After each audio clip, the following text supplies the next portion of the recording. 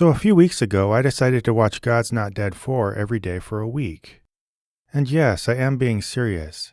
I actually watched the entire thing 7 days in a row from Sunday, October 15th through Saturday, October 21st. Now you're probably wondering why I'd do such a thing, which is kind of a normal reaction. And to be honest, it was all kind of done on a whim.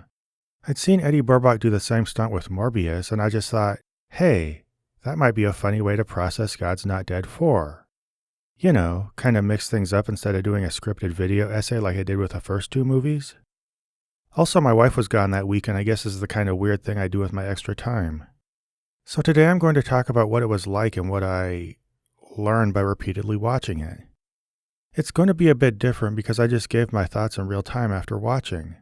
Also, my face will be showing. My real face, not the static thing. I hope that's okay with you. Now, before we kick this thing off, I should probably give you a quick summary. Basically, some families want to homeschool their kids and the government wants to stop them. So one day, this social worker bursts into their house when they're in the middle of a lesson and tells them they're just doing it all wrong. She takes them to court where a judge orders the parents to send their kids to public school or they all go to jail. Like literally. I mean, I guess they have the option to secularize their homeschool curriculum, but that's portrayed as a faith-compromising deal-breaker because of course. A conservative politician gets wind of this and invites them to Washington to testify before Congress, and from there it essentially becomes a big old courtroom drama. I'm pretty sure you know what comes next. A lot of atheist politicians are mean to them in all the normal God's Not Dead movie ways, but Pastor Dave saves the day with a big speech. And then the newsboys sing. Of course, we'll go into a lot more as we go on, but that should be enough to help you follow what I'm talking about. So I first sat down to watch this on a Sunday afternoon. I actually purchased the stupid thing, which I feel a little conflicted about, but I hope the negative publicity hurts them more than my $15 helps them. Also, you know, they've paid me a lot in YouTube ads, so I feel like that evens things out a little. Now, I was going into this movie cold, so the first thing I did was give my first impressions before I started. So here I am about to start my first viewing of God's Not Dead 4, otherwise known as God's Not Dead: We the People, which... kind of puke, but whatever. By the way, I don't know why I'm looking up like that right now, but I only do it for the first couple minutes. I did try fixing it with an AI program, but yeah. I'm coming into this fresh. Basically, what I know so far at this point is that this movie essentially continues the Christian persecution narrative that was started in God's Not Dead 1 and 2, with a narrative about how the government wants to come take your kids from you if you try to homeschool, and things like that. That's what I know. I understand there is an extreme level of hysteria in this. It is attempting to militarize Christians against the world, which you know I always say with that attitude. Also, I know that the we the people undertone is kind of a way of communicating to a set group of people that they are the Americans, they're the real public, and everybody else is some malevolent outside force that's out to get them. That's basically what I'm picking out of this so far. And I guess we'll see as we go. And since this was my first viewing, I cut in a few times to get my first reactions to everything. It actually grabbed my attention pretty quickly. So just got done with the opening montage, and already I have something to say. These videos do a lot in their openings to set the tone. In this case, you have Ronald Reagan basically saying that if you don't guard your freedom fiercely, that you're going to lose it. I guess that's kind of true in principle, but we know what these people are trying to tell each other, that the world's out to get them. They need to be guarded at every moment and dig in against everybody who's, I guess, outside their immediate faith circle. After that, Pastor Dave kind of very dramatically walks out where you can see the Washington Monument in front of him. It looks like he's on some kind of mission. Then we immediately get this extremely happy, loving family. They're kind, they're compassionate. I don't think I'm really going out on too big of a limb, guessing that this is a Christian family who's going to be picked on. I'm assuming government agents are going to be coming at any moment to come to try to take their kids away. But I guess let's see. And of course, it didn't take long after that for the movie to slap me in the face with how insanely paranoid it is. So I'm 17 minutes in, and this thing escalates really fast. We've learned that that family we saw is part of a homeschool co-op. They have like a few little desks in their house, and Pastor Dave was teaching them about Noah's flood. Not really super educational in any objective sense, but that does happen. Christian schools teach that all the time. Homeschools teach that all the time. It's done constantly with impunity. But in this case, some lady from social services comes and visits. And within minutes of sitting there watching Pastor Dave teach kids about Noah's flood, she takes a few notes, asks the mom some snarky questions about whether the point of the story is obey God or die. What did the animals do to deserve death? Honestly, kind of good questions, but not something a member of social services is going to barge in and start demanding of people on the spot, especially that aggressively, much less write them up and send recommendations to the government to shut them down. They get to court and a judge hears these recommendations, immediately determines they aren't getting adequate education, and here's what the judge finds summarily on the spot. They need to immediately start following the social worker's recommendations within, I think, 5 to 10 days. If they don't, what will happen is they'll immediately start getting fined $1,000 a day. If they don't conform after that, they'll be sent to jail and their kids will be taken away. This is just amazingly hysterical. I don't think anything like this has ever happened. Let me reiterate, people are allowed to educate like this in homeschools and private schools all the time. To my shame, I used to run a private school that taught things like that. And it's just part of our culture. And I don't know. I'm already kind of blown away by just how completely off the rails hysterical this movie gets with very little provocation. It's extremely strange. Of course, this hysteria runs deep throughout the whole thing. It is a God's Not Dead movie after all.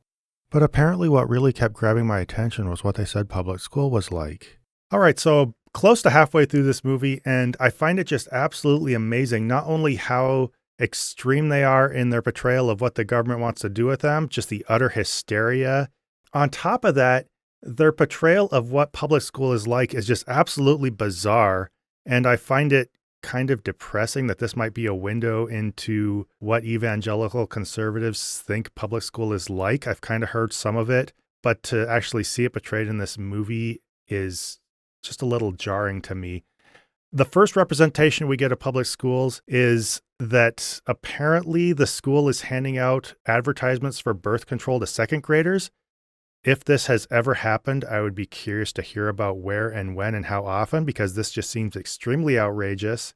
We see this situation compared to communist China, where you can't homeschool because you need to be subjected to government indoctrination. No surprises there as far as the rhetoric goes.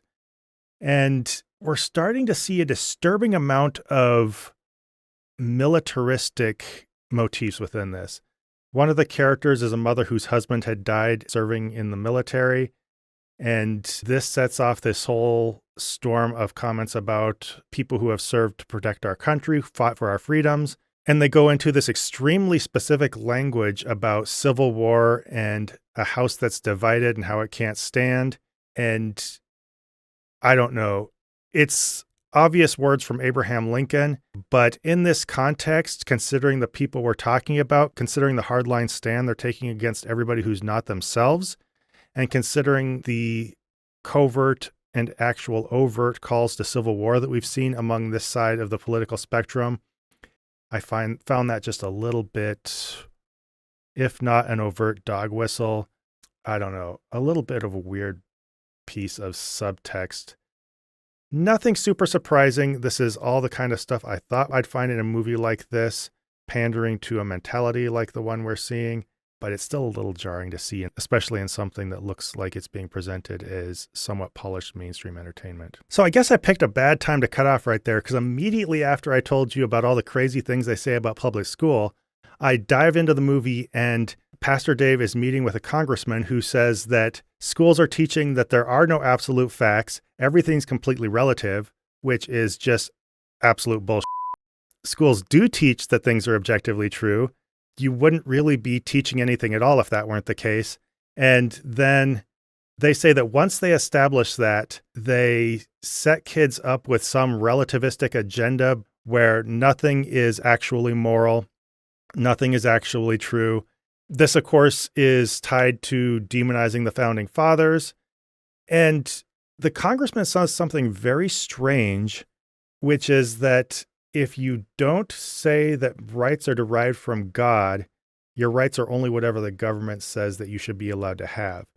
which makes this sound like some absolutely hysterical claim that this fight against Christianity is all some huge attempt by the government to control all of our lives, which it's really not. I don't think that's a great dichotomy. I think personally, and this might not surprise you, that saying your rights come from God is kind of not only silly, but a little bit dangerous, because you should have a fundamental understanding that people deserve rights just because you have a regard for their well-being, and that is true whether or not a God exists, or regardless of what someone perceives that nature of that God to be. And the reverse of that would be being able to claim that people do or don't have rights just based on your personal understanding of theology. One obvious way that's put into practice being taking away the rights of LGBTQ people and so on. But I guess I cut this video off at just the wrong time, right as they were about to launch this representation of public schools into absolutely crazy territory. So what are you going to do? Now, in hindsight, I guess the movie has to portray public schools that way, or else the stakes aren't high enough, right? But boy, did I think it was weird that first time around. Then the movie wanted to show me how totally creepy it is by setting up a really bizarre central question. So one thing just came up after a remark on, and that is that the central question of this is being cast as whether children belong to all of us, as the people in Congress said. Basically, are they communal property, or do they belong to the parents? Which I just find to be an extremely gross question, because children don't belong to anybody. They're not property. They are people of their own who are clearly under their parents' care. And I think you should probably, or I actually think you absolutely should defer some to parents to raise their children as they see fit, as long as it is in the child's best interest. But this whole idea that they belong to somebody, just a little weird and a little gross. And I don't know, makes me a little uncomfortable. Yeah, literally, who owns the children? Okay. As the movie started to wind down, I was a little surprised about how it handled its task of proving God's not dead. So we're done with that weird congressional hearing or whatever it was, and what I found myself really surprised by is just how openly belligerent all the congressmen are to religion. Statistics always place, I think, close to 90% of members of Congress as being Christian, even if they're not really sincere believers, which I don't think most of them are. The number reflects that you have to at least acknowledge that, if not be an actual serious Christian, and a lot of them really are. The whole idea of just simply coming out with angry atheist arguments against Christianity, making brash comments about Paul or about the Bible being sexist, is just really weird. And it degenerated into what I guess I should have expected, which is the pastor and the parents presenting a lot of really basic apologetics, and I'll probably unpack that more later too. Pastor Dave said something to kind of wrap this all up in a neat little package, which is that we hold that there is an absolute truth, and that truth comes from God. The congressman, of course, says everybody has their own truth. Not really how it works, but this is the standard Christian thing of setting up this dichotomy between what we just assert is absolute truth based on our understanding of God, and everything else, which is some form of either absolute error or simple relativism. The core thing here is that Christians don't even have any basis for claiming that a God exists, or at least they can legally compel somebody to believe that, much less act on it. And to go from that to saying that you know which kind of truth this God prescribes or defines or adheres to is really just pretty outrageous. And I just find it very strange that they openly come out and say they want to hang everything on the idea that they've determined some form of truth that came from God, and that they portray members of the government as just being really openly anti-religious, coming at Christianity even harder and with less tact than a YouTuber like me would. It's really weird. So I guess it handles it by sidestepping it, huh? I ended my first day with these final thoughts. So I got to the end, and yeah, it's kind of a doozy. It's pretty much exactly the kind of doozy you would expect it to be. Hysterical representations of the government trying to stamp out homeschooling and take away children from religious parents, all that kind of stuff. I wasn't sure I saw the level of misrepresentations of public education, even though I should have seen it coming. So Yeah, I'll be interested in watching this a few more times over the course of this week, even though that's going to be extremely painful. In the broad strokes, this is pretty basic. It wraps up, by the way, with Pastor Dave giving this big speech where he essentially yells at the congressman and says, "This isn't your country, this is the people's country." They kind of tied together the "We the People" theme that is the subtitle of the movie.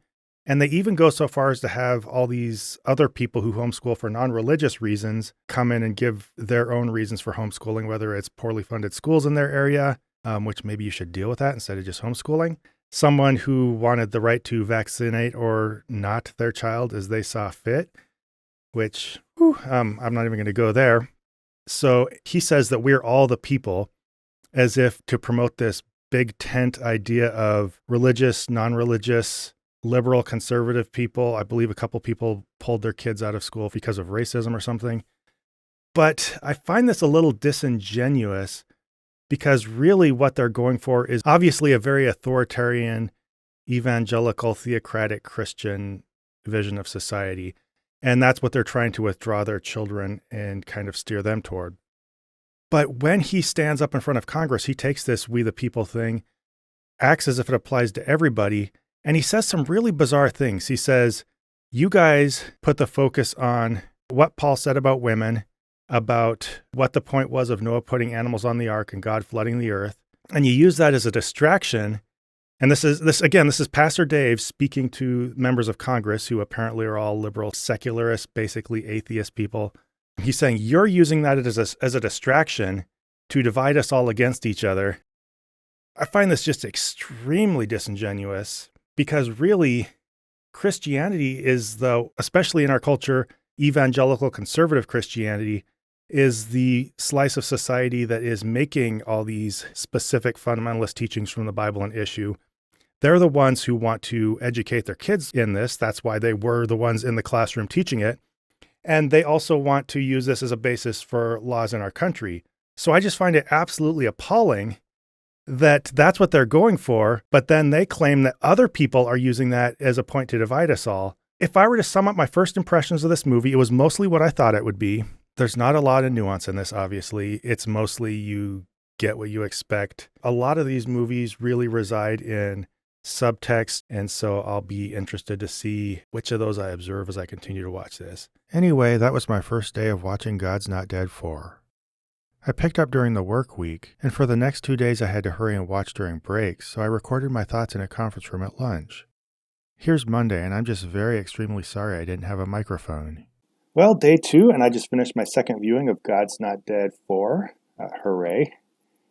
It was actually a lot more interesting than I thought it might have been. I'm not sure how well that's going to hold up as I view this 5 more times over the course of this week. We'll see if it just becomes tedious or just keeps opening up into varying interesting layers of all the fascinating things that I, as a weird atheist YouTuber, like to explore in a movie like God's Not Dead.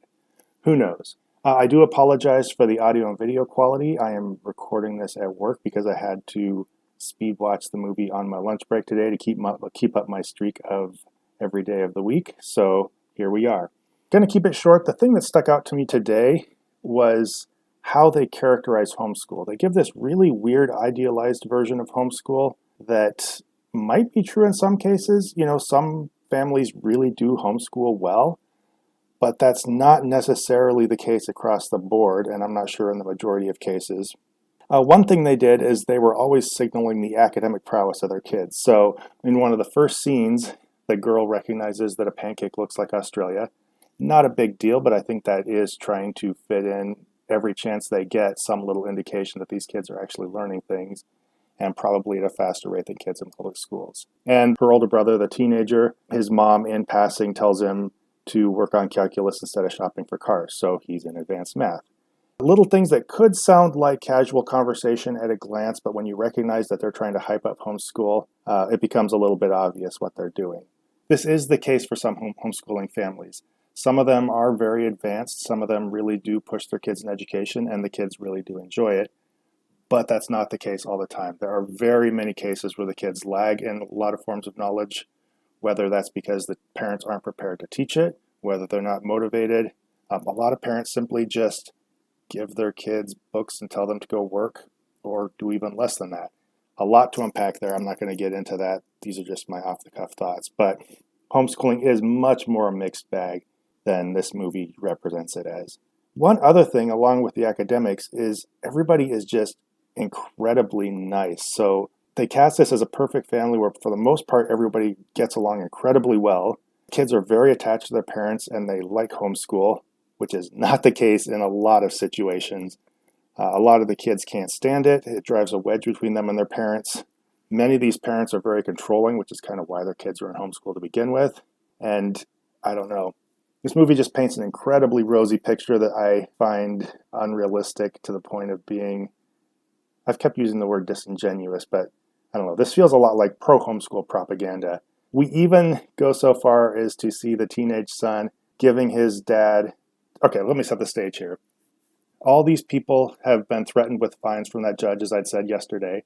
That judge said, if you don't immediately comply with my order and either change your curriculum to accommodate the world, basically compromise your Christian values in education, or send your kids to public school, which I guess would be even worse, you're going to get fined $1,000 a day, sent to jail, and have your kids taken away from you.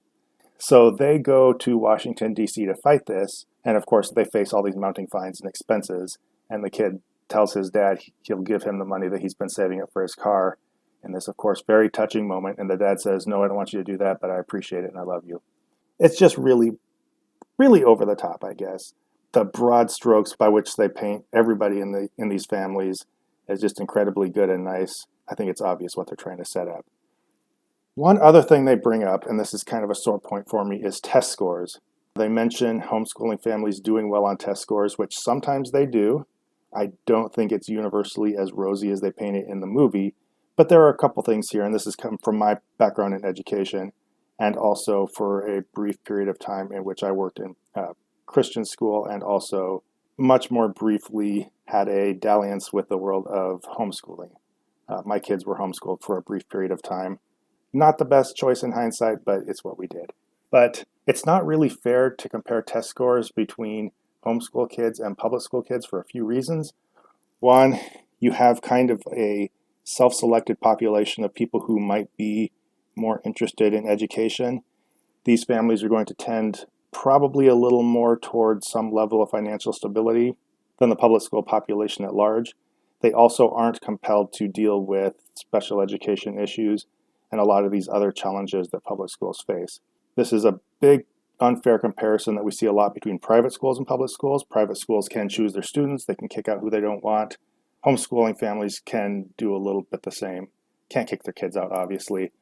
But this is a situation that tends to self-select for families who have more interest in their family's education. And one huge part of this is standardized testing is not mandatory in a lot of states, depending on where you live. But by and large, homeschoolers have extremely low accountability. It's nothing like the onerous demands that this movie shows being put on them. In many cases, including in Alaska where I live, they can operate with almost complete impunity and no oversight. And part of that is they don't need to do standardized tests if they don't feel like it.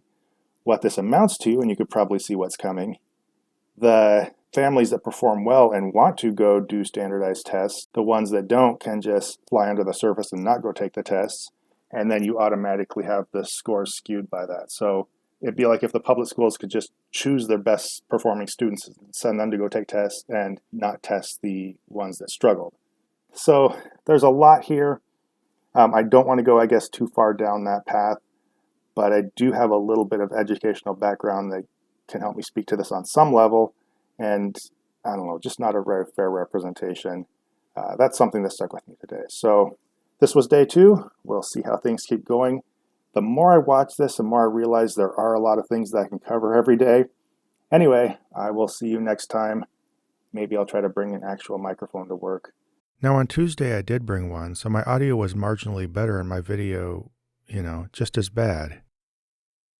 So just finished my 3rd viewing, and these last 2 days I have been rush watching in between breaks at work, including my lunch hour, so I'm not feeling like I'm getting a ton out of it or ready to process a lot of really complex ideas, so I'll probably save some of that. Today, I thought it would be fun just to go over a couple things I noticed that were just kind of funny and weird and keep a little bit light today. Because this movie, among many other things, is just extremely goofy. One thing I thought was very strange was the simple fact that within this movie's universe, social services has time to make random house stops at apparently affluent, apparently relatively stable and peaceful households to nitpick over the specifics of how they homeschool their kids. Doesn't seem like something that would happen within the real world. Social services is strained to the breaking point dealing with very difficult situations. Among other things, I just don't see them having the time to do what they do in this movie. And I'm sorry, evangelical Christian homeschoolers, the government just doesn't find you that interesting. Another thing, a little on the more lighthearted side, the church and the homeschooling co-op is called St. Jude's. And they often just refer to it as St. Jude's. And if you're familiar with the hospital and the commercials, every time they talk about St. Jude's, I just hear them talking about a children's cancer hospital. To me, it was just very strange and off-putting and took me out of the moment. Every time I heard Pastor Dave refer to St. Jude's, I did not hear what the movie was talking about. I literally heard them talking about the hospital. This movie also, you might not be surprised to hear, is not extremely self-aware. And this came through in a couple things that I remember the judge saying today. The evil judge played by that very shrieky, angry lady, Judge Janine Pirro, I think her name is. Her character in this says a couple things. First, when her daughter, who apparently turns on her, accuses her of putting homeschooling families in jail, the judge says they put themselves in jail. Basically, I'm not choosing for them to go to prison. They chose to break the law. This is something that most of this movie's audience, I'm fairly confident, would say about other people, including migrants, a lot of minorities, with basically no inquiry into the circumstances under which they're arrested or went to prison, whether it was fair, whether it was just. In that case, they should have obeyed the law and they put themselves into prison is a totally adequate response to everything about the situation. In this case, it's something they put in the mouth of the bad guy. I don't know if that's simply a lack of self-awareness or actually overt projection. She also tells her daughter, when her daughter keeps challenging her, I didn't raise you to challenge me like this in my own home. I love that they put that in the mouth of what I would presume to be liberal judge who's against the homeschooling families, when that is exactly what most homeschooling parents would say to their kids. Okay, I don't want to put myself out on the limb and say most, but very often, especially the religious homeschooling parents, it's a very controlling community. This sounds exactly like what they would be saying to their children within this environment. But of course, like we've said the last couple days, the homeschooling families are just extremely happy, get along extremely well. Everybody loves each other to death. There's no confrontation. This stuff happens in the house of liberals, apparently. Thought that was a little bit funny. One final thing I just want to mention before we cut off today. I love how there's this big dramatic scene where everybody's concerned about going to Washington to fight this ruling.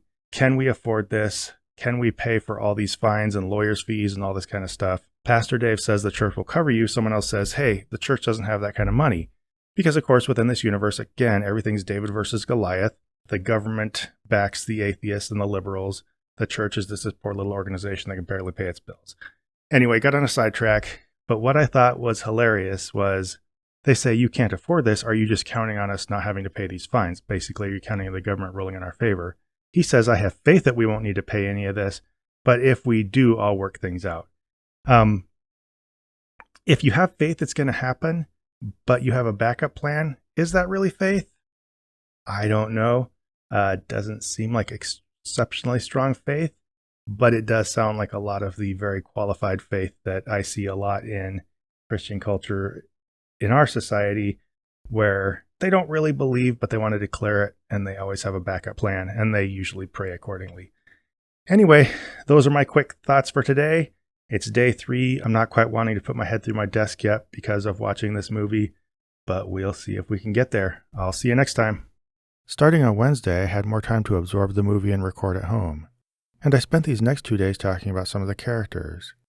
You kind of have to really cover these movies because they just have a lot of different storylines. Wednesday, I mainly talked about the homeschooling son and then a woman I mainly knew as Poor Mom. So it is Wednesday. I've just watched God's Not Dead, We the People for the 4th day in a row. And yes, I am starting to feel it a little bit, I have to say. it is starting to feel a little weird. I don't know if tedious is the right word, but there's just a strange, uncomfortable familiarity I'm starting to develop with this movie. I can see the scenes coming more than I think I want to. Even the opening studio logo and musical sequence has this strange, visceral, Pavlovian effect on me, and I'm not sure exactly what it is. Whether it's positive or negative, it's just weird, and I feel like this exercise is starting to ruin me and maybe my future movie watching experiences just a little bit. You know, that's what you do for the bit, I guess. I would rather do this for the rest of the week for the sake of the bit than have gone halfway and have no material. So what are you going to do except keep watching it? But yes, this is an extremely strange movie. And that's just reinforced more and more the more I watch it. God's Not Dead movies seem simple on the surface, and they kind of are. They're just angry, weird propaganda. But the more you watch them, the more you find these little pieces that kind of intricately dog whistle to their audience. And they're effective but kind of depressing look into extreme evangelical culture. The more I watch this, one thing I find happens is I find myself getting increasingly frustrated, or maybe distressed is the better word, by the very familiar little thought processes that are behind this propaganda. I know that everything in this movie is stuff Christians believe. There are things I see them say on Facebook, and to hear all this stuff repeated in something as big a production as a God's Not Dead movie, and know that people actually buy into this stuff and this is spreading this message even to probably a relatively niche audience, is a little distressing to me, and I just want to yell something at the screen. There are a lot of arguments that could be made in this, and I'm going to start touching on those more as this progresses, but I'm not really going to unpack them all. I think I can trust you as an audience well enough to know I don't have to do that. And to really unpack what's wrong with all the scenes in this movie would be belaboring what I think we all know is obvious. I'm going to kind of allude to what they say, mention why we know it's kind of obviously wrong, and then move on from there. One thing that you start to pick up on as you watch these movies is there are a lot of characters in most of the God's Not Dead movies. So the first one I want to touch on is the son of the homeschooling family. This family, they run a homeschooling co-op that Pastor Dave comes and teaches at. I guess they shuffle kids around to the houses and they take turns teaching them or something. And I think this stuff does happen in real life, even though I think much more often kids just stay in their own parents' homes and do their own things. But within this family, they have a teenage son who I think is close to graduation age, and then I think a 5th grade daughter. And the two of them joke and tease each other and stuff like that. But the driving thread for this son is that he is looking to buy a car. And what this is all meant to set up is this really awkward and creepy meet cute between him and a young lady selling the car. She's about to go to college. And so near the beginning of the movie, you see him go to get his car, meet this young lady. She's probably about 18 years old. And he's going to buy the car. They instantly act all smitten. There's all kinds of double entendres, if that's the right word. They're not perverted. This is a Pure Flix movie after all. But he sees the car. She says, "Do you like what you see?" It's kind of weird. And then something very strange happens. He shows up and looks at the car. He's been browsing these cars on some kind of app on his tablet. So he's seen pictures of these. That's how the listing works. But when he meets her, he doesn't go for a test drive. He asks her to take pictures of the car, which I find just extremely bizarre. I've never bought a car and asked someone to take pictures of them. Certainly not when I looked at pictures of the car online and had them in a listing. But what's even weirder, and what I think is the reason this movie had him take these pictures, is that she poses with the car while he's taking the pictures. And so he goes home, and on his phone, he has all these pictures of her sitting on the car or standing next to the car. And I find this just weird and creepy. Like, in the end, his sister teases him about having all these pictures of the girl on the car because she knows her brother likes this girl, pretty obvious. But number one, why do you photograph a car you're buying that way? Number two, why is this girl letting some random dude she just met on some equivalent of Craigslist take pictures of her on a car?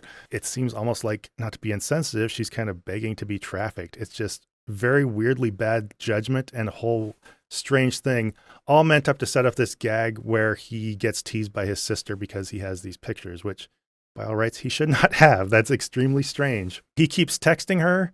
He texts her once because he finds an earring in the car, belonged to her grandma, I believe. And she texts him back and says he can bring it to her. He thinks that's a date. He literally says that he has a date when he gets that text. This boy is extremely, if you're not picking it up, extremely awkward and weird. He thinks every little sign that comes from this girl is a sign that she wants to date him, including, like I said, thinking he has a date just because she wants him to return an earring that he found in her car. And this goes to the point that this guy literally falls down all the time, which I think is a bit much. And the two of them start to develop a certain interest in each other. Now, I had thought when I first watched this movie that this was supposed to be a distraction where the pure homeschool kid is going to be corrupted by some girl from the world, and that this is going to be some distraction from his whole homeschool life where he's a very diligent son. He participates with his siblings. And I thought this was going to be drawing him out of that towards some corrupting influence. What it turns out happens is he and this girl have conversations, and I guess she's meant to serve as the sympathetic ear from the public schools. He tells this very idealized version of how great homeschooling is. You don't get bullied. There's no cliques. You don't have to deal with security issues or anything like that. You get individualized instructions. Doesn't tell any of the many downsides that someone who really is in homeschool would likely tell in 90% of the situations. But she's there to hear that and to realize homeschooling is great. And big twist, she brings the earring home, and her mother is, get this, the judge who had ruled against the family. So plot twist, her mother is the evil judge. This sets off this big series of debates where she's absolutely appalled that her mom would throw all these nice parents in jail just for homeschooling their kids, because that's the weird conspiracy world we live in. And they argue through a series of legal motions as if the daughter is a lawyer and the mom is a judge, and that's how they converse about almost everything. They established that earlier in the movie. They seem like a lovely family, by the way. And after all this tension, the mom ends up tearing apart her ruling during the musical number at the end. And apparently that signals that this whole case has been thrown out, because I guess a judge tearing paperwork in her house is how you dismiss cases or something. There's one other note here that I found very weird. This is a highly idealized family. They live in a pretty nice house, it looks like, in a nice neighborhood. The mom seems to be a stay-at-home mom, so this is all on one income. But the son's whole thing is he's a very ideal son. He's meant to be shown as very thrifty and responsible because he's shopping for a reasonable used car. There's a lot of conversation about the budget. And so I think this is kind of a white evangelicals version of a poor family, where the teenage son in a one-income home needs to be a little thrifty when shopping to buy a used car out of pocket. And I don't know that they really understand how privileged this sounds. I think a lot of families would love to have that kind of money, where a teenager has enough money set aside that he could actually literally just buy a car. Yet this movie acts like he's a little bit poor or thrifty or responsible because he has to be a little bit careful what he buys. I don't know. There's a lot of families that, I'm sorry, have trouble paying the rent or buying groceries. And most kids would probably need to work just to support the family in those situations. So I find it just very strange that his big thing is that he has to settle for a car that might not be his ideal version of a vehicle. So that's the son. The other character I want to talk about tonight is one I call Poor Mom. I'm not sure exactly what her name is. I think it's Taylor something. Which is funny because she makes this extremely big deal later in the movie about how her name is Mrs. something, and she wants to be referred to by that name, not out of any specific respect or preference for her, but because that shows honor to her dead husband, I guess, spoiler alert. And I find that strange. Even growing up in a traditional Christian household, I'd never heard that, but I guess that's a thing, maybe? Not really sure. But to request to be called Mrs. something and to consider that a point of honor for your deceased military husband, interesting choice.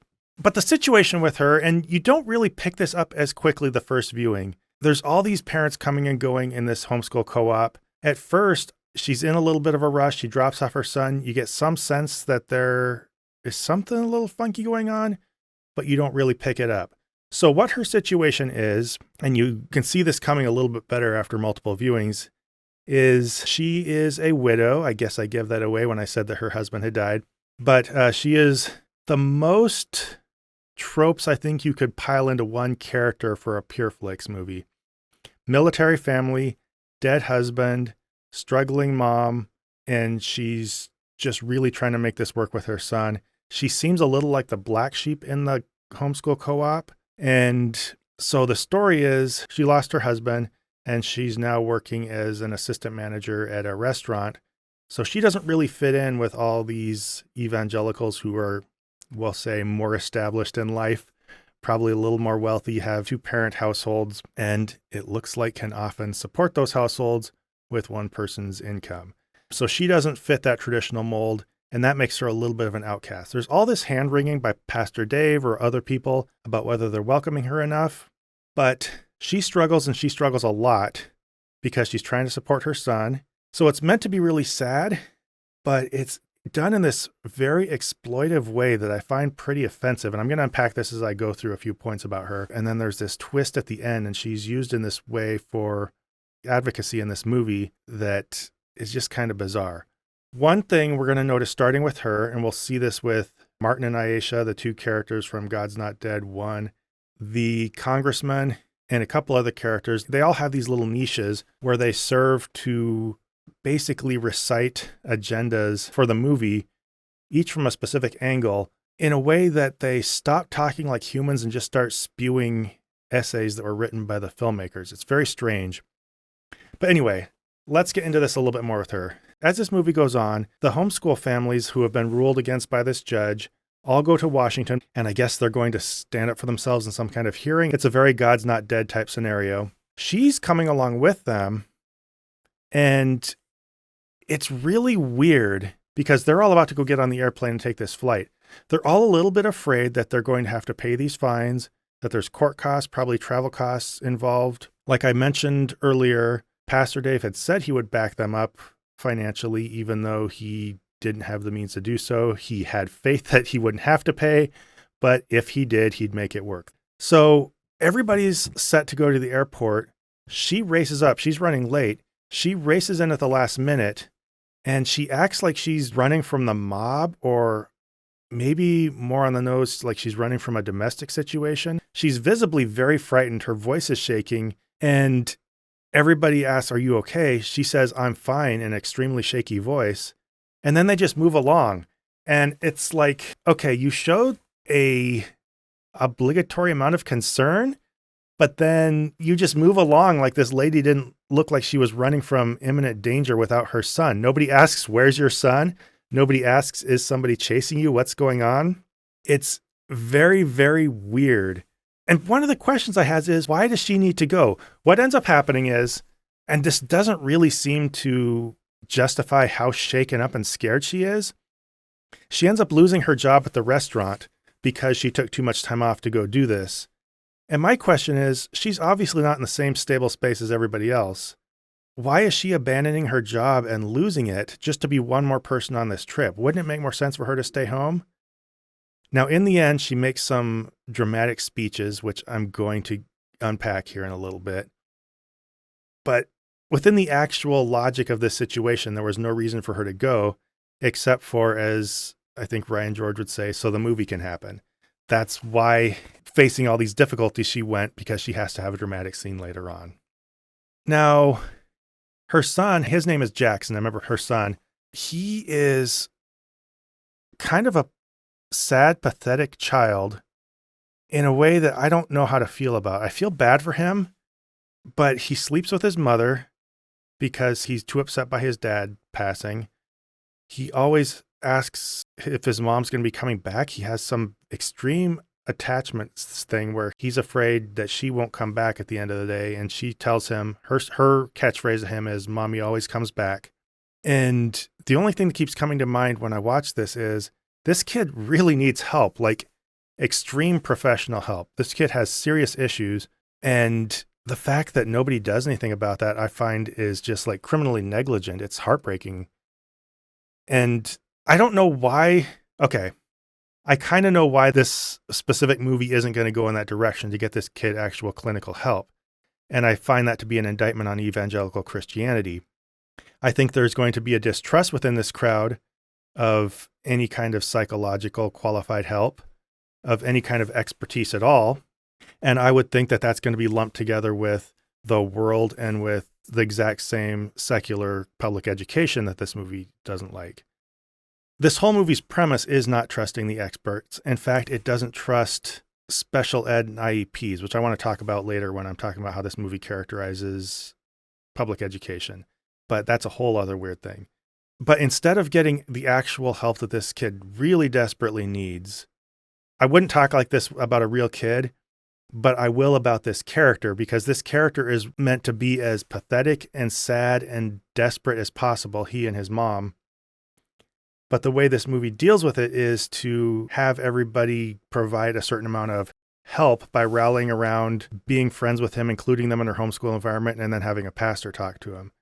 And I know that's probably a Christian's way of helping by including people in their religious fellowship, but it's not the kind of help somebody needs. And I find this to be a really telling angle in this movie. There are a couple moments in this that are unintentionally funny. They're so weird. The families are talking about how shaken up they are by this whole issue, and the kids are afraid of their parents getting taken to jail. I think Pastor Dave at one point says, no kid should have to deal with that, which no, they shouldn't. But number one, this is an imaginary fear because no court's going to be sending all the homeschool parents to jail like they portray in this movie. Number two, the parents are probably kind of putting the kids through this as much as the courts, but of course they're not going to bear any responsibility for it. They're purely just being persecuted. But they're talking about how one of the moms says that her child started wanting to sleep with the parents because they're so scared. And poor mom / Taylor or Mrs. whoever her name is just sits there. She's very wooden. She's very stiff. She's always been very reserved around all these people. And she suddenly just blurts out, Jackson hasn't slept without me in over a year. And I'm not doing it justice in terms of just how extremely weird it is, but she does it in this stiff delivery that's meant to sound desperate, but she just spits the words out really quickly. And on the spot, it sounds just absolutely unintentionally hilarious. And I'm kind of surprised the filmmakers didn't do it over, but I think they thought it was dramatic. It wasn't. It was just weird. And this poor kid, he can't catch a break in terms of help from anybody. He's left with a babysitter, and Ayisha's father, if you'd recognize him from other movies, he's this very big, scary-looking Muslim man is the look they're trying to go for, I think. He ends up being one of my favorite characters in this movie for reasons I'll go in probably tomorrow. But he's an imposing-looking guy, and to this babysitter, he's a stranger, but he ends up in a church, for reasons I'll talk about tomorrow. The little kid walks up, and there's this weird scene where he gives him a hug and starts talking to him. Babysitter walks in. He's just sitting there on a bench talking to this total big random stranger and doesn't seem at all concerned about it, doesn't say anything about it. She's like, okay, Jackson, time to go. I'm like, who's looking out for this poor kid? No professional help. Babysitter doesn't, at least as far as you see on screen, show any concern or give any advice about the fact that he just sits down and talks to a random stranger. I don't know. I'm a little obsessed with this. I just find this to be extremely strange. Now, here's the twist. In the court hearings, of course, the bad guys are going to be as absolutely douchey as possible. We'll get into that more later. There's just so many layers to this. And so you're going to touch on some as you're talking about others. But she starts to speak up at the hearing. The chair, who I assume is a secular atheist, probably Democrat. That's just what the movie's going for. I don't mean to get political, but this movie, I think, intends to get political. Says, oh, who are you? Let me see. Oh, my notes say that you are assistant manager of a restaurant. He says that after she says something about, I think, Christians not being uneducated or something like that. So he means this as an intentional slight. He's essentially sticking his nose up and saying, oh, you're some lady who works at a restaurant. Surprise twist, she says, oh, I took that job because my husband died. She makes this huge to-do about the fact that her husband had served in the military and that he died. And this is where the call me Mrs. So-and-so out of respect for my husband comes into play. And she ends up saying she took this job at a restaurant because it's less demanding so she could spend more time with her son. And ready, prepared to be blown away, she is a advanced aeronautics engineer with NASA. That was her original job. She says she'd gotten an advanced aeronautics degree and had worked at NASA and gave that job up. The reason this movie has her say that, I'm absolutely convinced, is because I'm pretty sure there's a law that says that any God's Not Dead movie needs to draw its script directly from a chain email with a surprise twist. Because this is every trope from a meme or a chain email back from the 90s where, oh, the poor uneducated person who's being berated by an atheist turns out being a big, huge scientist. But the whole reason for this is her point as a character is to rant about how Christianity is not anti-science. She blurts out at some point, our kids know that the earth is round or something like that, which congratulations. I don't know. I'm going to get into that more later. So her big angle is to be the flustered mom who ends up being a NASA engineer and lectures them about how Christians aren't anti-science. But I'm not going to get into too much detail with that tonight. One thing I want to say, though, one of the weirdest lines in this movie, she's freaked out about her son getting into special ed if he goes to public school. She thinks because of the difficulties he's gone through, they're going to send him to special ed and give him an IEP. And she says all these things as if they're most horrifying things. But the weirdest line, perhaps, in this movie is she literally says that if her son gets put into special ed, then her husband's death in the military would be for nothing. And that makes so little sense. I don't know. That's the strangest thing I've ever heard, not just in this movie, but possibly in any movie. If they put her son in special ed, her husband's death in the military would all be for nothing. I typed those words down and I'm checking my notes right now. That the death would all be for nothing. And then somebody says something about why, I think. And then she just says like for liberty or for freedom. I don't know. Very strange. But those were two characters that I'd picked up on as I was watching today. Yes, I weathered the first three pretty well. Number 4, getting a little strange. I'm feeling a creepy level of familiarity to this movie that I don't necessarily want to feel, but I'm getting to know it very well, and I'm passing that knowledge on to you. For better or for worse, here we are. I ended up discovering that Poor Mom was an unusually pivotal character, and I sure do hope you enjoyed that. Especially since I'm not as sure about Thursday, because I worked my way into some commentary that, got extremely uncomfortable and might make some of you mad. I honestly didn't see the extent of it coming, but that's the price for letting your thoughts unfold in real life, I guess. But let's start with my check-in on what my daily watching experience was like and how deeply the movie was drilling itself into my head. So it is Thursday, and this movie, I think, is officially getting into my head now. Just for a little context, yesterday morning, I kind of threw my back out a little bit, been a little stiff for a while.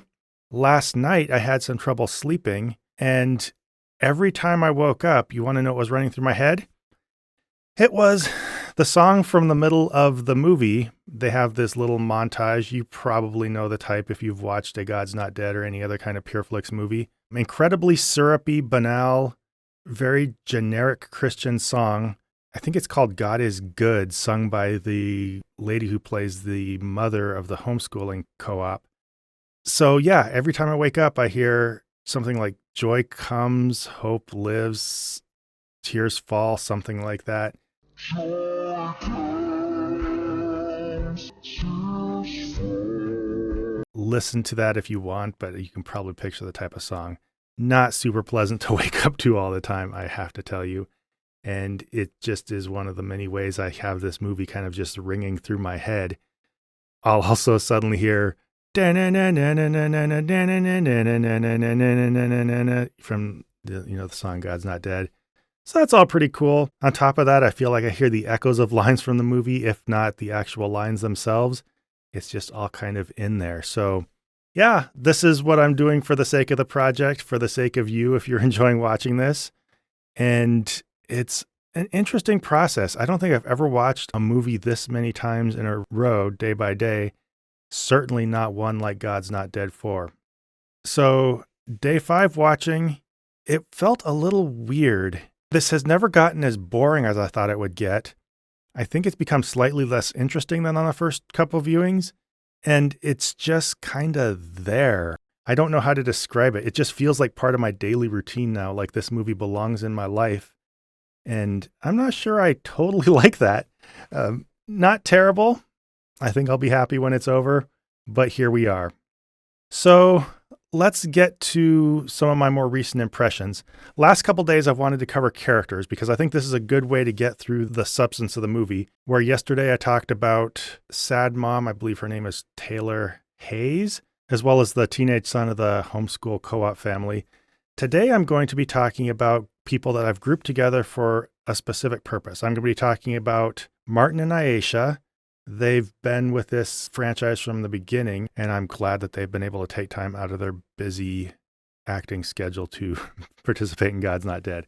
Along with Martin and Ayisha, I'm going to talk about the politician that they're involved in, as well as Ayisha's father. I'll dovetail into him after talking about Ayisha. Reason all these are grouped together, and I don't mean to be crass, this sounds terrible, but these characters are all minorities and or nationals of other countries.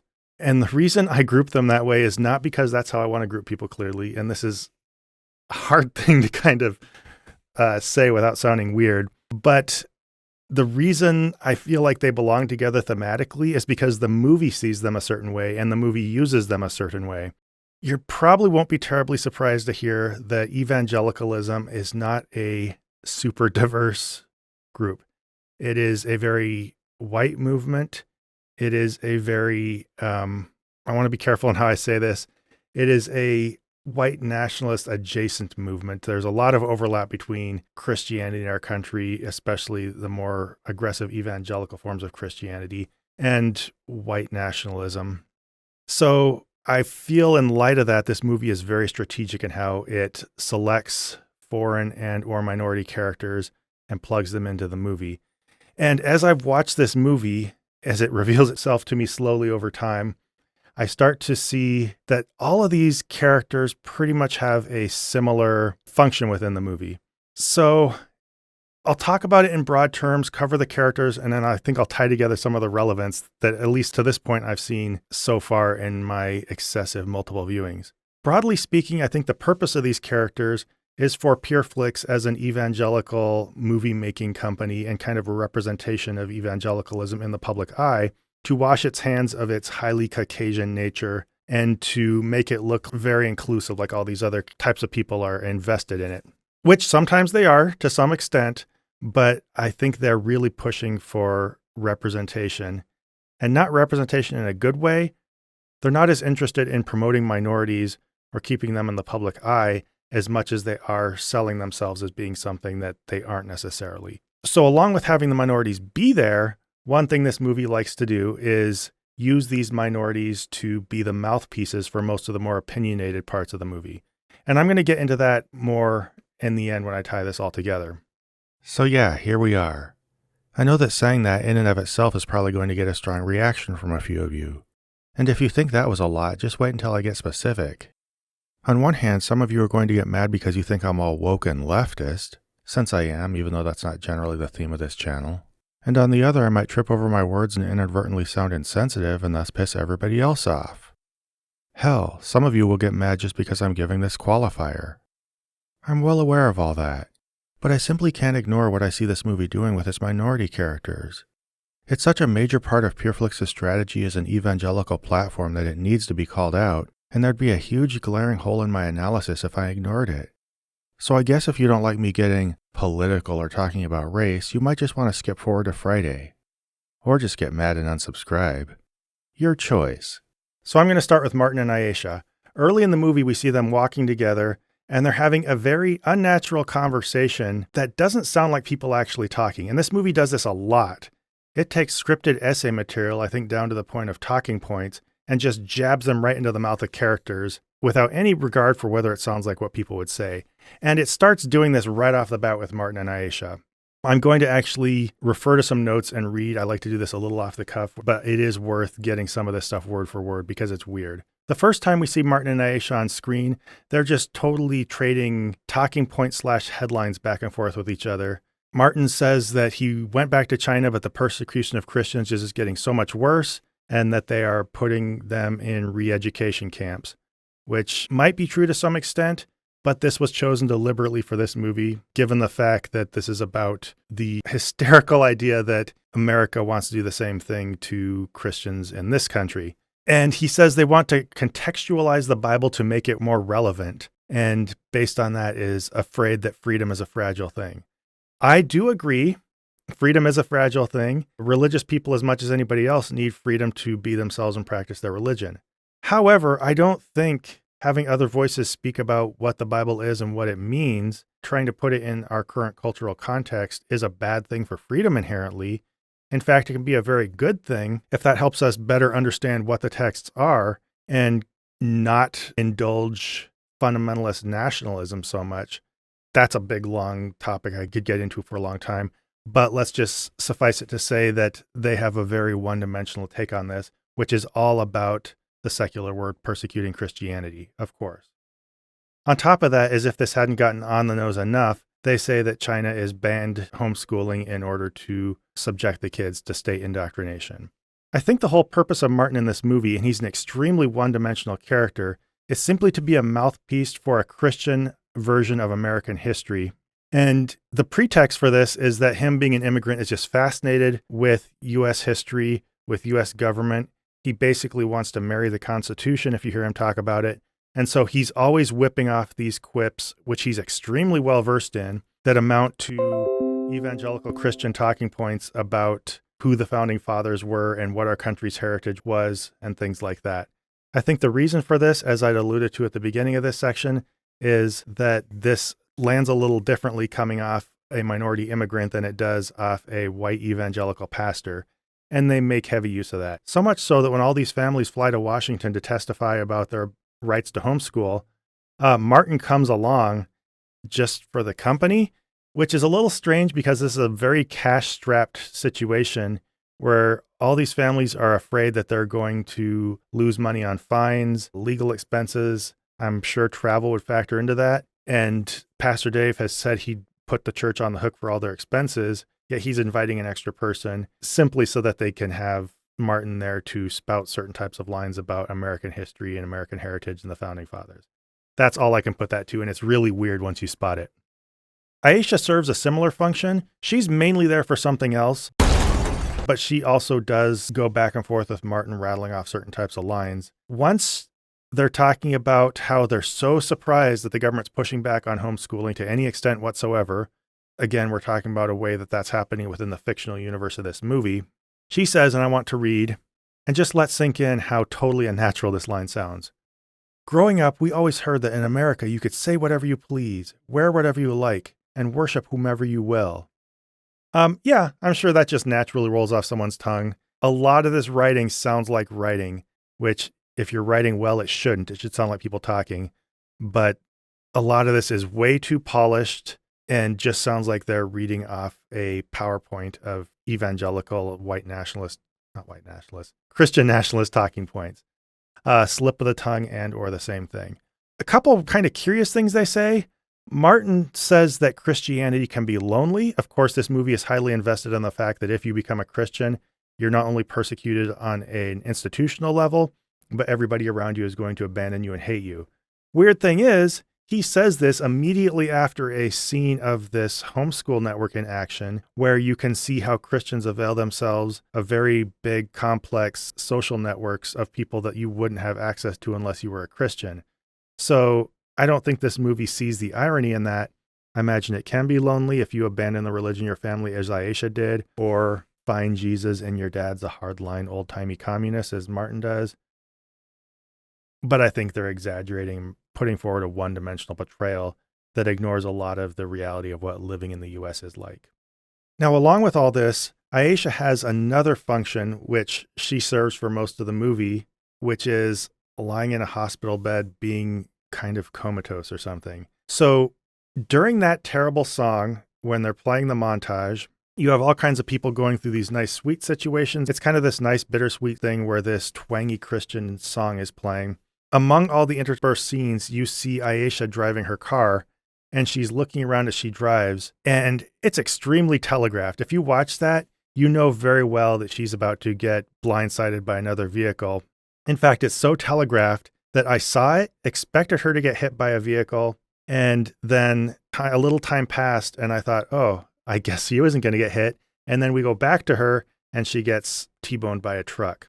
So yeah, it was very generic and very predictable. All this is to get Ayisha into a unconscious state in a hospital bed so that we can move now to her father, who has this big crisis of faith. Her father, whose name is something like Mr. Miyagi, which I found really funny because there's a scene where somebody says, Mr. Miyagi, or you blah, blah, blah, doctor. And every single time I hear Mr. Miyagi, and it makes me laugh. But his point in the movie is to go from ignoring and essentially shunning Ayisha because she turned from Islam to Christianity to suddenly regretting that. And suddenly when she's injured, he spends a lot of time sitting by her bedside or otherwise struggling with his faith. Now, I really like this character. He's probably the only compelling character in the movie. I think the actor gives a pretty good performance, and you can really feel that he's torn from the beginning, that he's isolated himself from his daughter over the question of religion, and you see him start to struggle with that. And this could be a really good arc if this became about the issue of how you let religion get in the way of your relationships with other people. If you recognize this isn't something we need to have as a barrier between ourselves, we can be bigger than religion. As you might predict, that's not where they go with this. This whole thing becomes more of a Christianity is good, Islam is bad type thing. And I don't know, it's a little gross because it sets him up with these very real emotional stakes, set up what seems like a compelling character, all to play into the very kind of divisiveness that should be the point of his arc. This should be about him realizing religion isn't such a big deal that you isolate yourself from other people over it. But instead, by making this a find hope in Christianity versus Islam thing, they're playing into the very problem that he's dealing with. The really weird thing is, along with spending time by her bedside, he wrestles with faith and with God. But he does it in a church. Very weird. You're a Muslim, something horrible happens. Instead of going to a mosque or at least in some way praying to God as you understand him, you go into a Christian church and start yelling at the Christian God, asking why he's punishing your daughter or you. And it's just bizarre. And I just find it very, very gross that instead of having him wrestle with what faith means in his life and where he can put that in his relationship with his daughter, it just turns it into him finding meaning in another religion. I don't know. I just don't think that's super duper cool. And then Jackson, the kid who I mentioned yesterday, just really needs help and is not dealing well with his dad's death, largely because his mom won't get him the help he needs. The kid kind of takes to him and goes up and gives him a big hug. And I guess everybody feels better after that. So next character is the congressman who calls the families in to testify. And he's kind of the big champion of the movie. He is the one who politically advocates for them. He gets them in front of Congress, and he's the one that does, I think, the most political maneuvering in this. He is a very distinguished-looking black man, and again, I think this is on purpose. I noticed as this goes on, he is a congressman from Texas, little details you pick up when you watch this movie too many times, which, if you watch the news or anything related to education at all, you know that Texas is extremely backward when it comes to education. They're doing their very best to undermine science, I believe to include elements of creationism, a lot of rah-rah founding fathers stuff, denial of a lot of parts of history, and I think trying to include a lot of things about biblical characters and their inflated importance into the curriculum. So having him from Texas is not an accident, but also having him not be a white dude who sounds a lot like a Texan also isn't an accident, because everything he says would sound a lot different if that were his character. And again, I don't mean to be indelicate with this. I kind of hate talking about this, but you have to, because this movie does this on purpose. A character from Texas advocating the kind of stuff he does would generally look different and be your typical Caucasian Republican hardline evangelical. I also find it interesting that his last name is Smith, and they call him Mr. Smith. So I don't know if you're familiar with the Mr. Smith Goes to Washington thing. That is the innocent outsider who gets elected to Congress and is just totally appalled by all the corruption. And so I guess this movie's so on the nose that they need to call their outsider Christian who feels hemmed in on all sides by the crass, secular world of liberal Washington politics. They actually name him Mr. Smith. Just a side note, but I think it's funny. This movie isn't subtle. He is there, like Martin, to provide a lot of the opinion. So where Martin provides a lot of the opinion in terms of repeating David Barton type, pretty much debunked evangelical perspectives on U.S. history. Mr. Smith from Texas is there to give the really hard-hitting opinions on politics and education that they would prefer to have come from someone who doesn't look like a white dude from the local Baptist church. I'm saying a lot of stuff that's probably going to generate a lot of comments, but it's part of the function of this movie, and if you don't talk about it, you're not really talking about this movie. I'm sorry.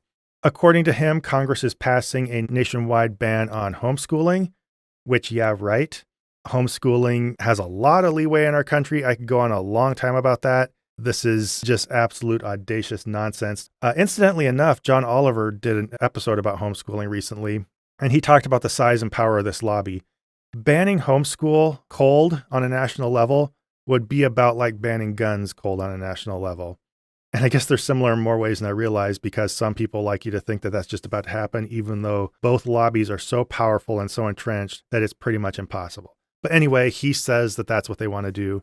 And the back and forth between him and Pastor Dave is kind of interesting. This movie wants to lean its opinions so much on minorities and foreigners and kind of disavow its white characters of these opinions. It wants to do that so bad that it develops this dynamic where Pastor Dave is like completely ignorant of things that every evangelical pastor would openly argue for. So in all these interactions, Mr. Smith will say these really opinionated, hard-hitting right-wing talking points. Pastor Dave would just sit there like a doofus going, "Oh, what? I didn't know that." And then Mr. Smith will correct him, and then he'll suddenly realize that it's all true. I think this goes into the How the God's Not Dead movies want to portray its main core Christian white evangelical population. It generally wants Christianity to come off as very non-opinionated, not to have much to say about anybody else and how they live their lives, to just want to sit there and peacefully be this poor little quiet religion in the corner that's just trying to do its own thing when other people come in and try to bust them up for no reason. I've talked about that in my reviews of the other God's Not Dead movies. So when it does want to get opinionated, it seems like it wants to have such a soft touch that it brings in, again, minority characters to do all the heavy lifting when it comes to having opinions, and then to have the pastor and basically all the other Caucasian characters just sit there totally clueless and take instruction on how to be conservative from minority characters. The movie's very deliberate about this, and once you go in there knowing what they're getting at, you're going to see it all the time. Smith says something that they probably specifically wouldn't want a white character saying. He says educators in our country or politicians in our country want to promote the founding fathers as a bunch of rich white slave owners. Pastor Dave, like a doofus who apparently doesn't know anything about evangelical right-wing talking points, goes, "Oh, but isn't that who they are?" And Mr. Smith says, "Well, some of them owned slaves, but some did not," as if you're just painting them with a broad brush. And Mr. Smith says people do this deliberately so that you can deny the opinions of the founding fathers, pretty much for the express purpose of taking away everybody's freedoms. Because if freedom's not God-given, and I think I mentioned this before, then it's just the rights the government wants you to have. So mentioning that the founding fathers had slaves is just something to do because you want to discredit them and take away freedom. Just sum it up. But I think his "some had slaves and others did not" is a little bit of a weird cop-out, because that is a relevant thing. I'm sorry. I looked it up, and 13 of the 55 delegates to the Constitutional Convention owned slaves, and it doesn't sound like a lot, but if you looked at a group of people and roughly 1 out of 3 of them had a slave, literally owned another human being, I think that would tell you something about that group of people. I don't know that all the people who didn't own slaves among the founding fathers were against it. A lot of them, from what I found, were connected to it. I had either married into a slave-owning family or had some business connection to it. So, yeah, I don't think this is a 2 out of 3 founding fathers didn't like slavery thing. It's a 1 out of 3 people among this revered group literally owned humans. Yeah, it doesn't sound great. I'm sorry. The fact that it was a minority of them doesn't really send the message I think this movie wants it to send if you actually think about it. And one other thing to consider is this partly depends on how you define founding fathers. Those were the signers of the Constitutional Convention. The higher you get, it seems like the more people own slaves. When you look at who the first presidents were, 8 out of the first 10 presidents owned slaves. So when you get to who you think of as the more elevated, high-profile founding fathers, you have almost all of them owning slaves. So this is not a non-issue, and the way this movie tries to brush it aside, especially by putting it into the mouth of a black character, I find a little bit gross. And I'm sorry, this isn't really the opinion of a black dude as much as an opinion that white people are putting into the mouth of a black character. He also does about the favorite thing a black character could do for a white conservative audience.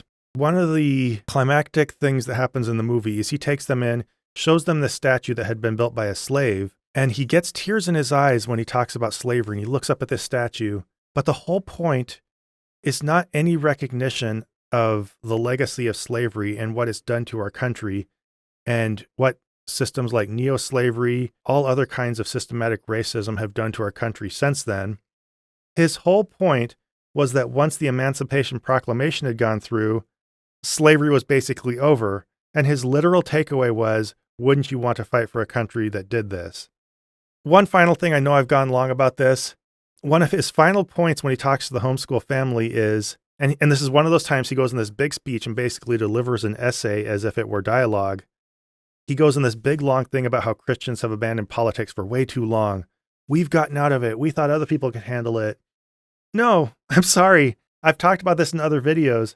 Pretending that evangelical Christians have been out of politics when they've been one of the most active, influential groups in this country, when almost all presidents have at least avowed Christianity, and at least close to, if not more than 90% of most recent Congresses have avowed Christianity of some form or another. It's incredibly stupid. There's not even really much of a reason to argue this. This is simply messaging that is meant entirely for a Christian audience that already believes this stuff, and I find it kind of appalling. So, closing thoughts on this. This is very much a movie by a heavily white organization for a heavily white audience that basically uses minority characters as puppets to most strongly represent the opinions that they try to steer away from. And they are so on the nose about doing this that at one point late in the movie, Pastor Dave actually itemizes all of his non-white friends.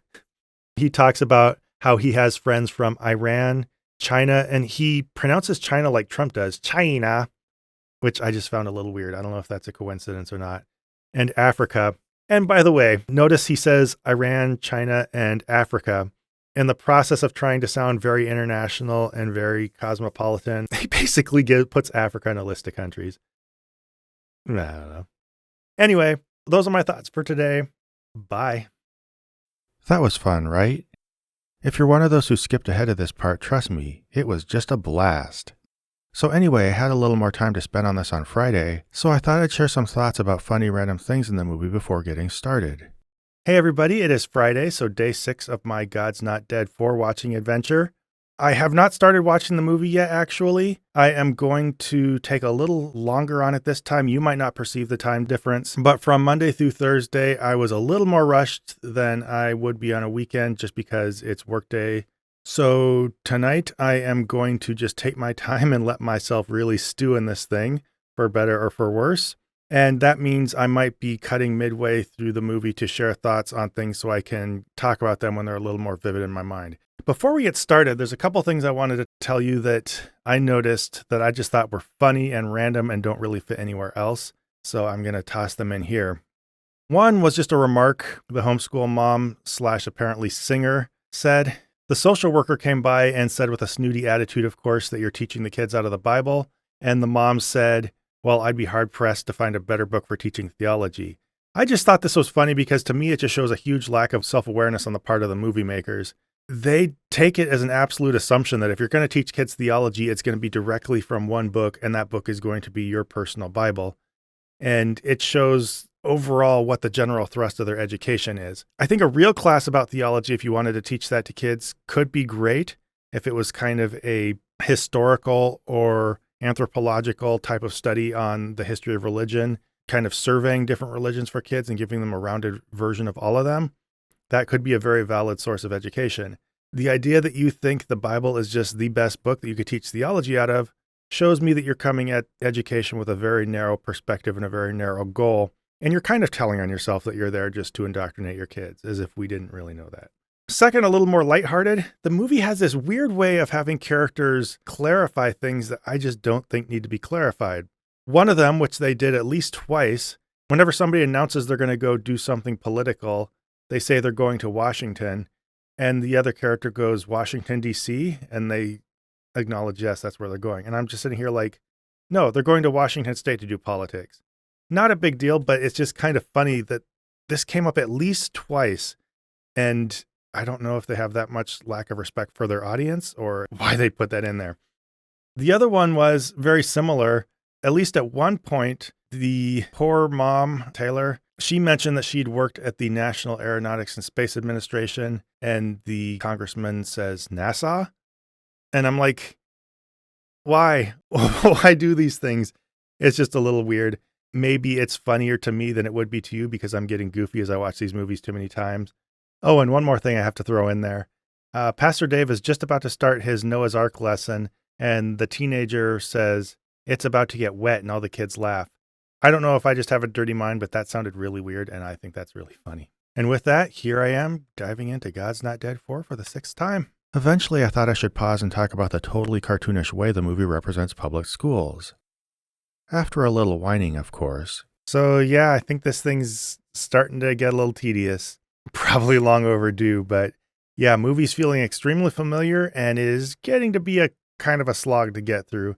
I don't know why it takes so long for me. Maybe I just enjoy nitpicking over these things and finding the little details, but I will be ready for this to be done after tonight and tomorrow. I'm at the point where they're starting to criticize the families for their schooling choices and homeschooling, and we're starting to see how the movie characterizes public schools and their relationship to homeschool. And I wanted to stop and speak to that. That's one thing I've started to notice, especially considering the time I've spent working in education. I was a public school teacher. I also very briefly was the principal of a Christian school. I had my kids involved in homeschool to some extent. Not all choices that I'm totally happy about in hindsight, but I do have those experiences. And based on that and a couple things I've looked up in watching this movie, a lot of the stuff it says, you won't be surprised, is totally ridiculous. I'm not going to go into a lot of detail, but as with apologetics or anything else in this movie, I can show pretty clearly with a couple examples that there is a lot of ignorance or willing to fudge on details on the part of this movie. So how does this movie characterize schools? Basically, they're just trying to scare parents as much as possible into thinking that public schools are absolutely horrible places. This is Vital One for its agenda. They want their parents to think this is the case as part of militarizing them against the rest of society. Also, it's vital for the narrative of this movie. These parents, if you remember, they're really up against a wall. They need to put their kids in public school like right this minute. If they don't, they're going to start getting fined $1,000 a day, get sent to jail, and have their kids taken away. So why would they do this? Well, it's because sending your child to a public school is basically a fate worse than death, according to this. You're probably going to lose your kids. Their characters will totally change. They'll be subject to all kinds of horrors. And so let's look over what a couple of those are. I need to glance at notes here every once in a while, but it's pretty wild. First off, Common Core. I don't know if you've ever heard about it. It's a set of guidelines for education. I'm not that familiar with it because it came after I was done teaching. But it's basically a boogeyman of any conservative evangelical Christian in this country who is going to be a fan of this movie. I don't even think they really know what it is, and most of what they understand about it comes from rumors getting passed around social media, and this movie seems to take basically the same track. It's purely spoken about in these weird monolithic terms as if it's some big horrific thing. The only things they describe about it are, one, they say that it is about teaching that there are no absolute truths, which not true. Also, they say essentially they're going to teach you that there is no absolute morality, of course, and all this is just the government trying to control you. When it gets you to question the founding fathers and not understand that your rights come from God, then they can shape you into whatever they want. And I think this is meant to be a stepping stone to authoritarianism. And that's part of the false dilemma this movie's trying to set up. And we'll get into more of that tomorrow on our final day. There's a weird scene, I think I mentioned it earlier on, where they show this flyer that some kid from public school had brought home where they're advertising birth control to second graders. Obviously, that's ridiculous on its face. However, I looked it up, and it turns out there is an actual news story behind this. However, that fact actually makes their representation of this, in my opinion, more dishonest than if they had just come up with this as some fictional hypothetical. So what actually happened was, in the state of Tennessee, a school passed out flyers for a free health clinic. On this flyer, there were advertisements for various forms of medical care, but it did include birth control as one of the advertisements. This was, from what I understand, an incidental thing. The birth control ad, from what I saw, was fairly sizable, but it was just one of the many ads for services that were on this flyer to inform families that they could get free healthcare at this clinic. It was not, as this movie would have you believe, trying to prompt second grade kids to get birth control like they would anyway. I don't know if it was supposed to be a foot in the door thing or something like that, but there was no birth control messaging targeted at second graders because that is stupid and ridiculous. It was simply an ad that was on this thing for a free clinic. On top of that, the moment this came to light, the school immediately was horrified and apologized and retracted the whole thing.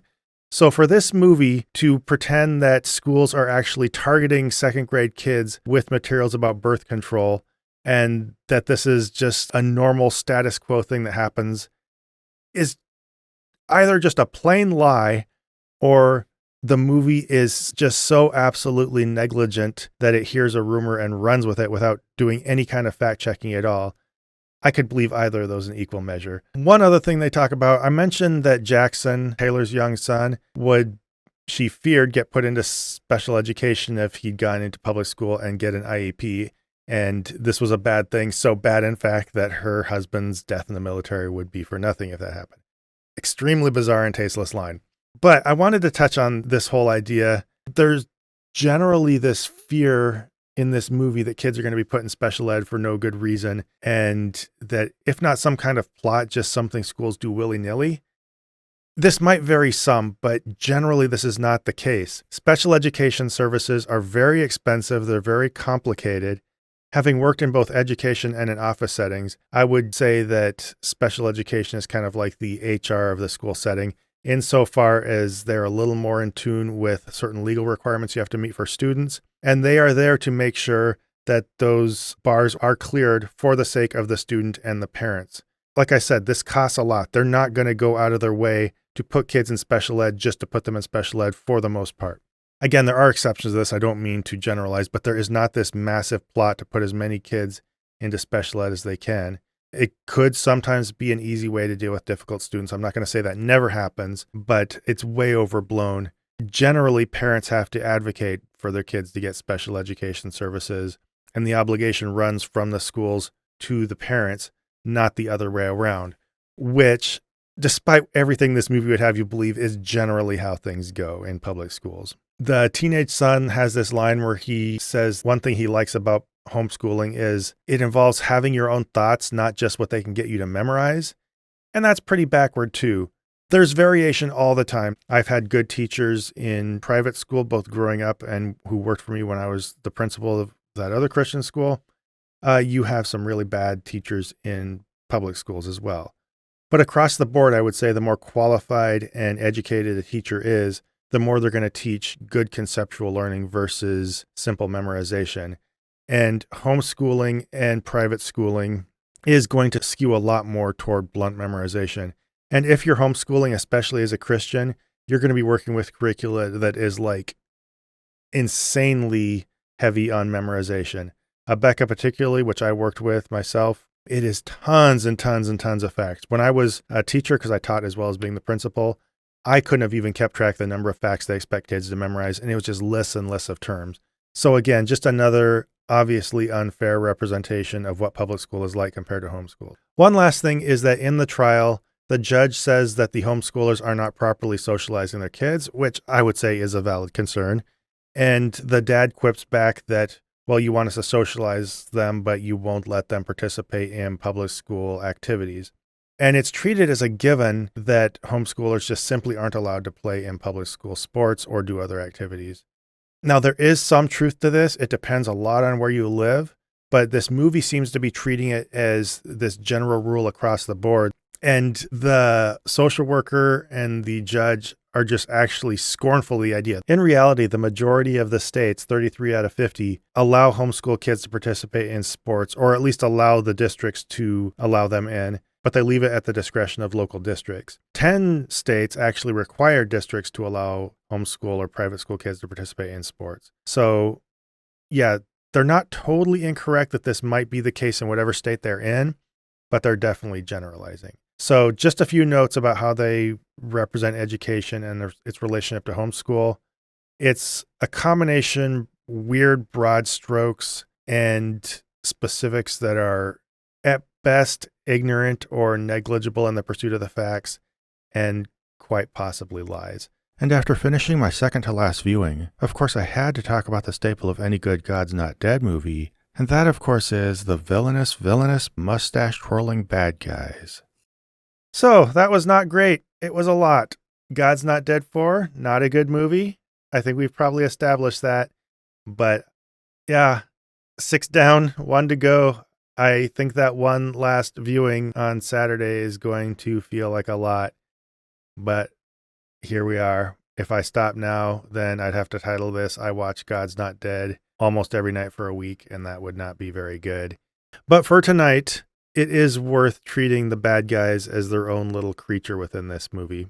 A God's Not Dead movie would be nothing without its bad guys. Of course, the first one had Professor Radisson. He's the ultimate big baddie. Second one, I don't think the bad guys were as interesting, but you still had an identifiable bad lawyer who, I don't know, was there to be a bad guy. One of the problems with this one by comparison is you don't really have a single bad guy. You don't have your big, flamboyant, angry Professor Radisson to chew up the scenery. Instead, it seems like the bad guy in this movie is just the bureaucracy. So you go through a series of different bad guys, starting with the social worker, then the judge, and then finally you have a bunch of people in Congress. And they just kind of contend against them all as this big mass, which I guess works in terms of this movie's messaging that everybody in the government is out to get you and the whole world hates Christians. But without that one core bad guy to really fixate on and to embody the angry atheist, it's just not as fun. And I don't know if that's something I'm looking for as somebody who hate watches these, but I have a feeling it affects the watching experience of Christians as well as people like us. But that said, if you were to identify one bad guy, well, I guess there's 2. There's the social worker, and then you're going to have the congressman at the end. But the social worker is worth picking on herself because she comes in first thing in the movie and really aggressively goes at this family. I already mentioned there wouldn't really be much of a call for social workers to go knocking on the doors of family like these just to pick on their homeschools. But she comes at it really aggressively. She does a surprise visit. She basically invites herself right in and is not nice to this family at all. This seems extremely demanding without any kind of probable cause or warrant or anything like that, other than the fact that these people are homeschooling their kids, to storm into the house and demand to observe inside someone's home. I don't even know if this is legally tenable. Whatever, I guess that's the world of God's Not Dead. But she comes in hot. She makes some observations.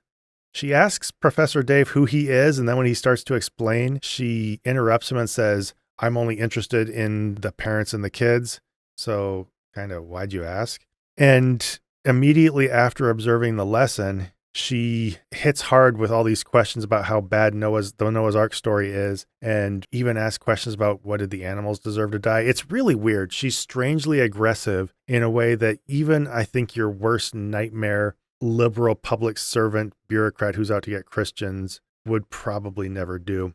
You know this is a Christian household. Do you not expect them to be teaching something like Noah's Ark? There's also this interaction where one of the kids, very politely of course, asked whether she should address her as Mrs. or Miss, where I think the lady said, I'm Ms. whatever her name is. And the mom backs this up as if it's really important to know whether she's married. And she says that explicitly, which is, I don't think people appreciate how strange that is.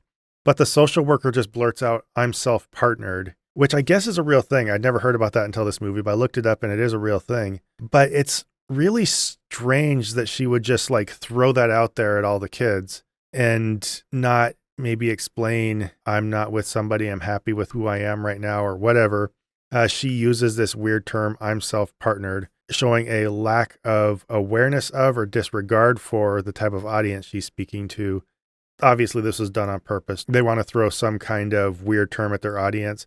And I think this is probably dog whistling people who identify as something other than the traditional male-female dichotomy that they think everything can be broken down into. Now, her notes, she blurt these out really aggressively when they're in court, and I actually want to read these because I took them down word for word as I was watching. So first is inadequate instruction, which, yes, that is a reasonable thing to be concerned about. And it happens a lot in homeschools. There are a ton of homeschools that aren't teaching their kids well enough and don't even really engage in active instruction. And if there is a problem, it's that not nearly enough is being done about this. Her next note, inferior non-group environment. A little strange and a simplification, especially considering the fact that there was a group of kids there. Parents not qualified. Yeah, that is a realistic concern. There are a ton of extremely unqualified parents who are homeschooling their kids who have absolutely no business doing it. These parents seem like they're fine and probably above average if you're to take the movie's representation, but whatever. Not good enough equipment, especially in sciences. That seems pretty nitpicky. I don't think anybody would go pulling kids out of their homeschool environment because they don't have good science equipment. That just seems farcical. Refuse to conform their curriculum to district norms. I think there is good cause to expect homeschool families to follow some kind of reasonable curriculum set up by experts. But what this movie does is they take that and see it as this big wholesale intrusive thing where they're trying to rob your family of a Christian education and essentially indoctrinate your kids, to be frank. And one thing I'd add is that she got all of these notes, as far as we can tell, just from one quick observation of watching Pastor Dave sit in with a class in the morning talking about Noah's Ark. I don't think she observed nearly enough to gather all this information. And one thing is, if she had, she'd be spending a huge amount of time in that house to do a realistic assessment of their entire curriculum and everything this mom is doing with her kids. Would take more time than a social worker is going to have on her hands, even if you grant the ridiculous proposition that she has the time to be driving to homeschoolers' houses anyway.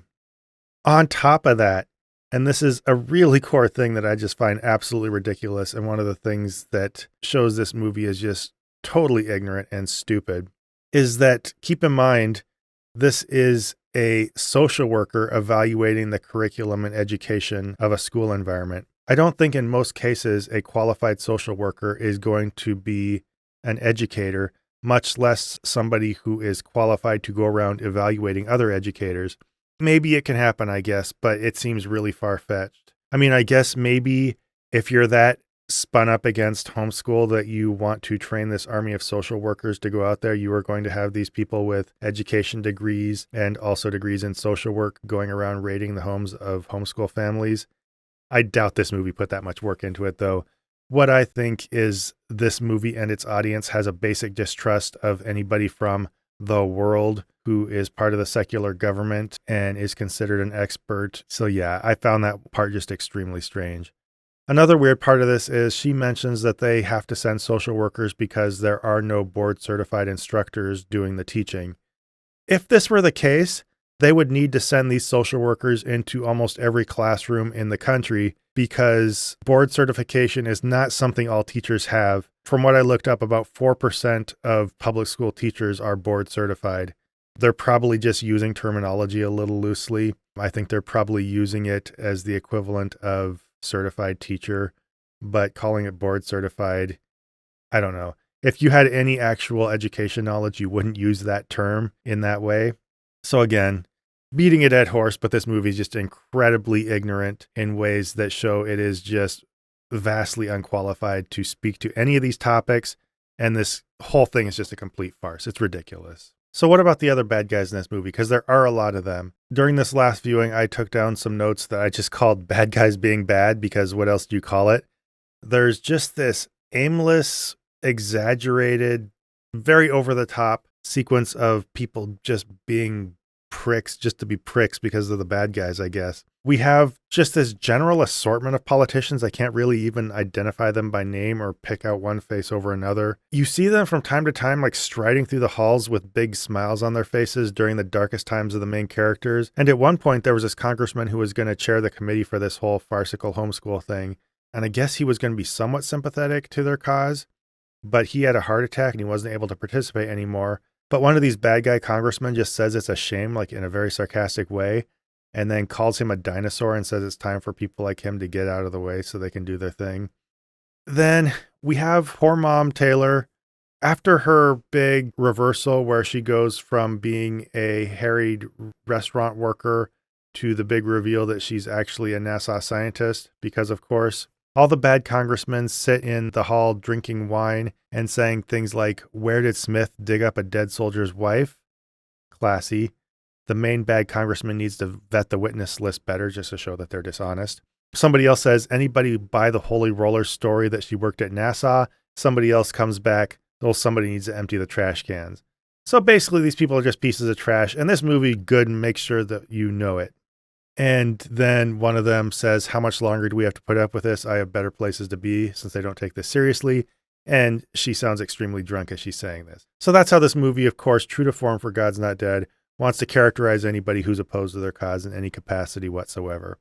If I could identify one other person as a main bad guy along with the social worker and maybe the judge, it's the main congressman. I don't remember his name, and who cares. He starts off by saying that we're going to do this with or without the help of the people across the aisle. He actually says that unity and cooperation in our country is either outdated or an illusion or something like that. And he's just going to ram his agenda right through because progress and, we know what's better for everybody else. Not a lot of subtlety there. But he goes beyond that to a place that's just really over the top. He actually basically puts it all out on the table and says that the system's broken and he thinks it's a good thing because Pastor Dave is just totally baffled about why they don't seem to care that he's testifying. The congressman says that this was all decided ahead of time. Essentially, he says that they're dictators. We were already planning on what we're going to do. We just put on this show for a few C-SPAN junkies who watch it recreationally, but we know that nobody actually pays attention to what we do. And that's a good thing because, haha, I'm an evil villain. And then near the end, he and Pastor Dave are having this one-on-one conversation, and he has this, "No, I don't want you to talk, Mr. Bond, I want you to die" thing, where he cackles about all his villainy and tells Pastor Dave about all his evil plans. Pastor Dave says, all kinds of people have tried to stomp out Christianity, from Diocletian to Napoleon to Stalin.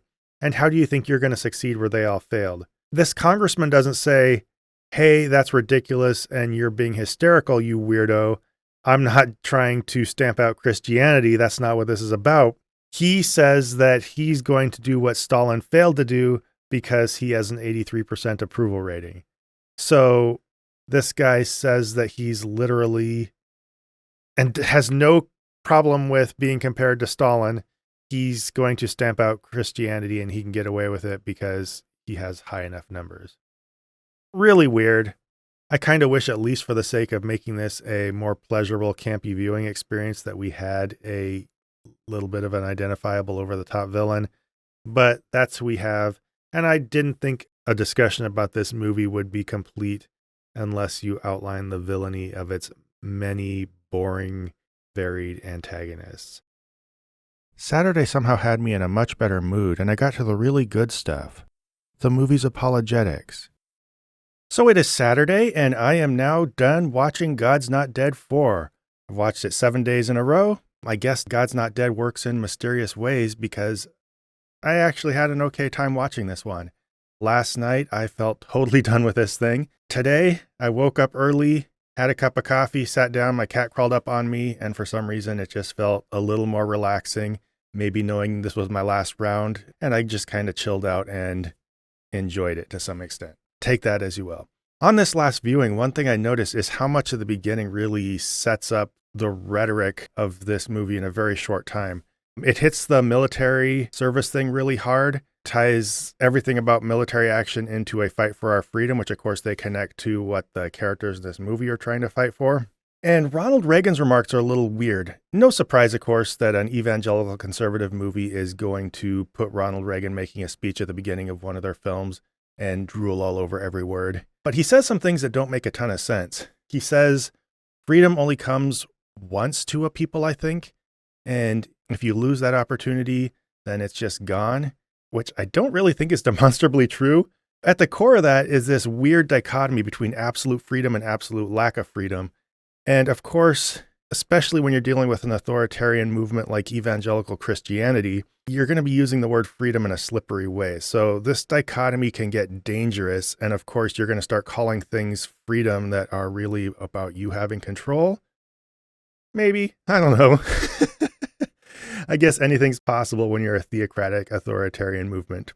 Little oddball things I noticed when I watched this enough. In the middle of him talking about fighting for our freedoms, we have a shot of the Korean War Memorial.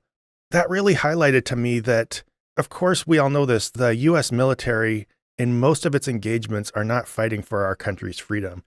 We're usually overseas getting involved in, we'll just say, other situations, fighting for interests that aren't at least immediately connected to our freedom.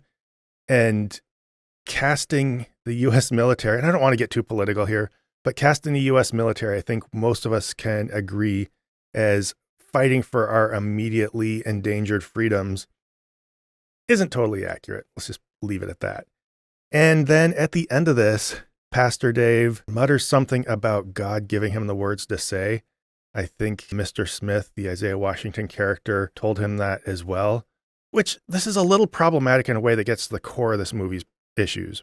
When you're in public discourse, I think you should recognize that the ideas that come from you actually come from you. They're your observations about issues in society and how to solve them. When you think that the words you're saying came directly from God and carry that authority, I don't think you're really prepared to or interested in any kind of back and forth with other people. And I think that's reflected in the attitude this movie and its characters have toward anybody who opposes them.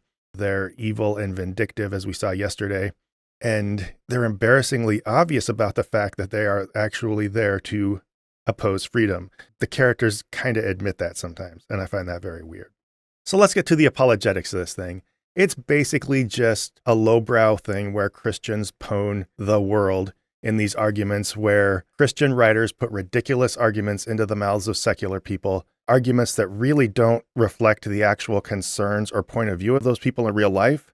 They just set up slow pitches for the Christian characters to knock out of the park by saying ridiculous things. That's about it. It's a pretty cheap trick. It's pretty basic. So I'm going to try to run through this kind of quickly just to give you a flavor of the kinds of things they say, because I feel like spending too much time debunking this would be a little stupid. So I'm going to glance down at some notes here, go through a few bullet points and try to make this quick. So to start with, we have a congresswoman carrying on about how just barbaric and sexist the Bible is, because, you know, members of Congress are going to talk that way, even though close to 90% of them identify as Christian, and they know that being overtly anti-Christian is just a death sentence for their career. Yeah, whatever. But she says that Pastor Dave's retort is that for the time it was written, the Bible is one of the most pro-feminist documents in history, which, number one, no. He says that Paul writes about women wearing veils in church or covering their heads because Roman society forced them to wear their hair down to appeal to men and basically put themselves on display. And he gives this really gentle thing about Paul's just saying, you know, you don't have to do that, at least not here. We're fighting for your dignity and blah, blah, blah. I looked into this a little bit. I couldn't really find conclusive answers. I don't have expertise on this, but horse basically. I mean, come on. That's clearly not what Paul's going for. He says a lot of things against women, says they can't speak in church, basically does treat them like children. And overall, the Bible does not have a pro-feminist message. It does treat women more or less like property in a lot of parts. And if Paul wanted to say all that beautifully worded stuff about the dignity of women and how they can cover their heads so they don't get treated like objects at church, Paul could have said that instead of just forbidding all these actions by women. So this is clearly just a whitewashing of the Bible by a modern pastor trying to make it mean things that modern people want it to mean. Kind of embarrassing. Also, what does the claim of it being progressive for its time have to do with the idea of it being written by a perfectly good God who could have put a perfectly good message into its pages? I don't know. I guess it kind of would excuse it if it were just a document written by people who were like slightly less terrible than other people in their time. It doesn't really do anything for the claim that this was written by a perfectly wise God. Another point is that a big thing is made of Christianity being anti-science. And The bad guys hit on this a lot in a way that sounds pretty ridiculous. I hate the word straw man. People overuse it all the time, but I would almost have to call this a straw man.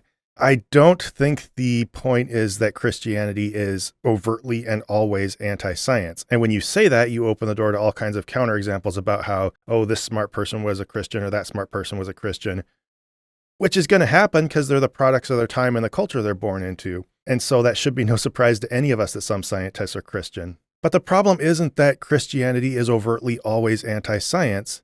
It's that its tenets and the things it teaches aren't based on actual verifiable knowledge. And if you let that creep into what you believe and what you teach, it's not that you're always going to be wrong. It's just that you're guessing. And if you teach it in school, you're teaching your kids to guess. But of course, the person who presents this argument, poor Mom Taylor, she goes exactly to the place I just mentioned, which is, well, actually, a lot of smart people were Christians. It's revealed in her big surprise thing that she actually is a NASA engineer. Woohoo, I guess. Whatever, that's just silly. And she talks about how all these astronauts were Christians, how the first thing eaten on the surface of the moon was communion because Buzz Aldrin was a Presbyterian, some kind of Christian minister or elder or something like that, and he got special permission to bring them up there. It's a little funny that this movie is all about how society is anti-Christian and wants to persecute them. But then when they want to talk about how certain elevated people are Christian, then all of a sudden they start bringing up examples about how the government and society gave them special permissions to bring religious items onto voyages to the moon in their very limited cargo space. This movie's not super self-aware. She also, as I mentioned before, says that people think we're flat earthers, but my son knows that the earth is round, which, again, good for you. You know, you guys are doing a bang up job in all the sciences, I'm sure, because of that.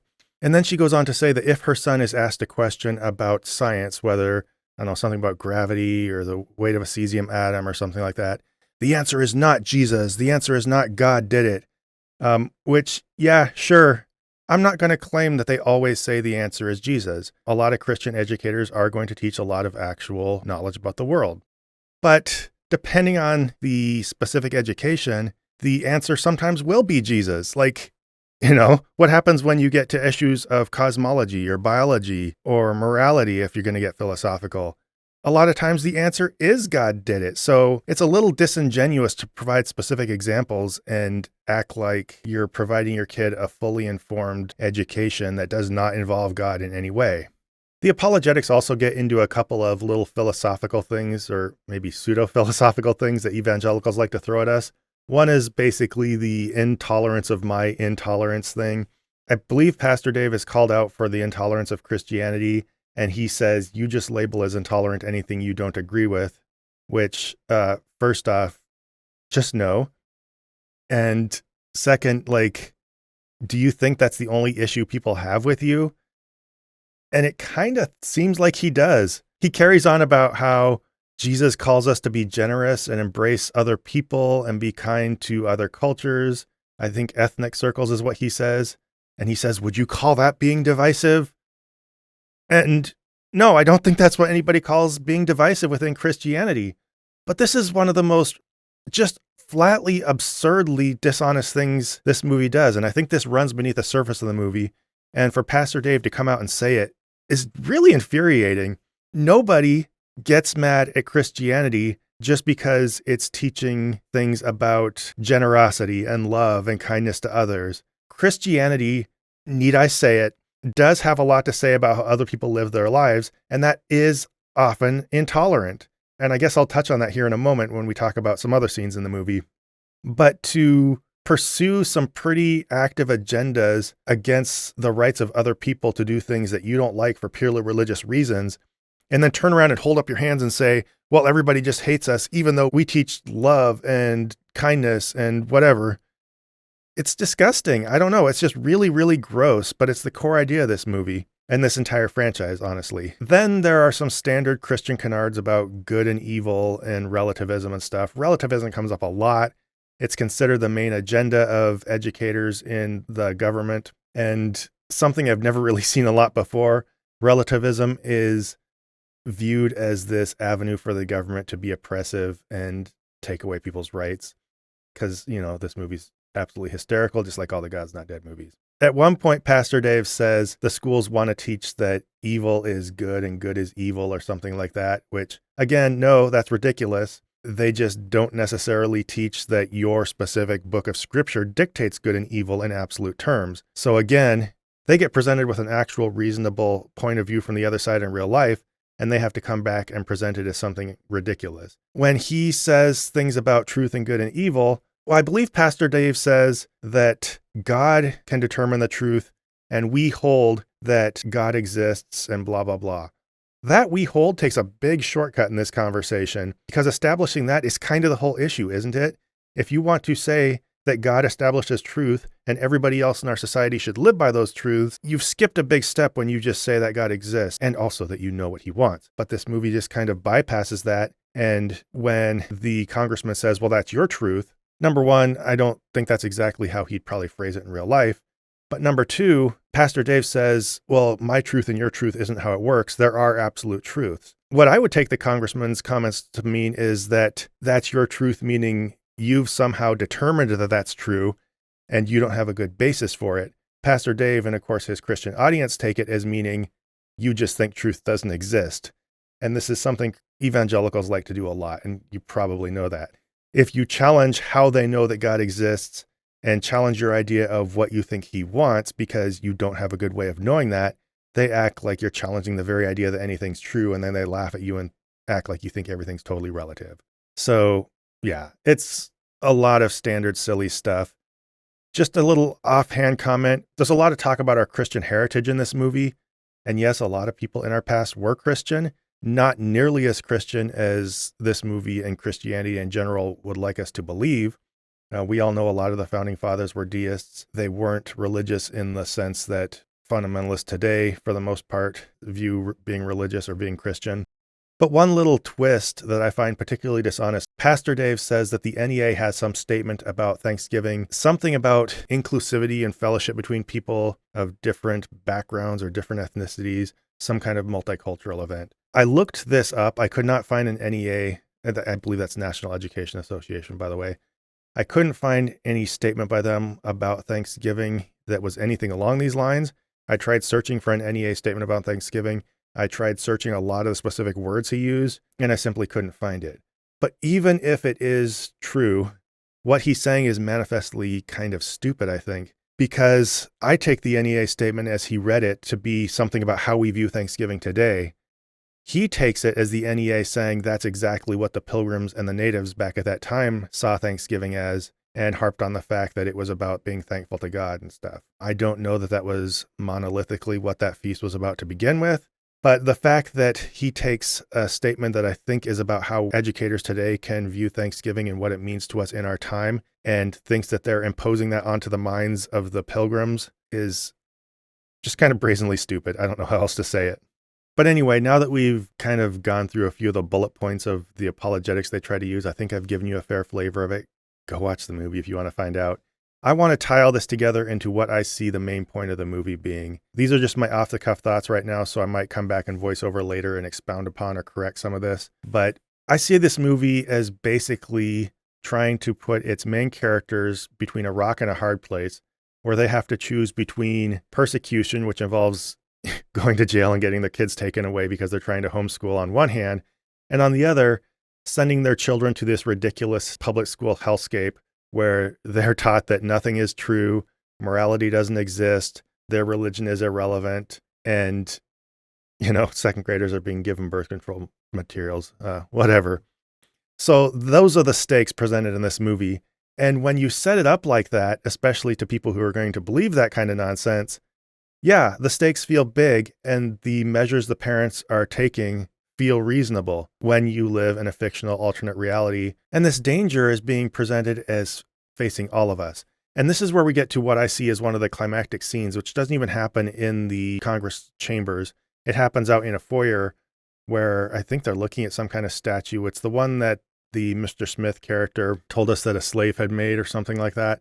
They're all standing there, and a bunch of other people are suddenly around them. And this group of people is, let's just say, strategically multicultural. Again, I hate this topic, and I'm not one to nitpick representation in movies. but it's obviously deliberate how they surround Christians with minority friends, while not a single God's Not Dead movie has any non-white bad guys.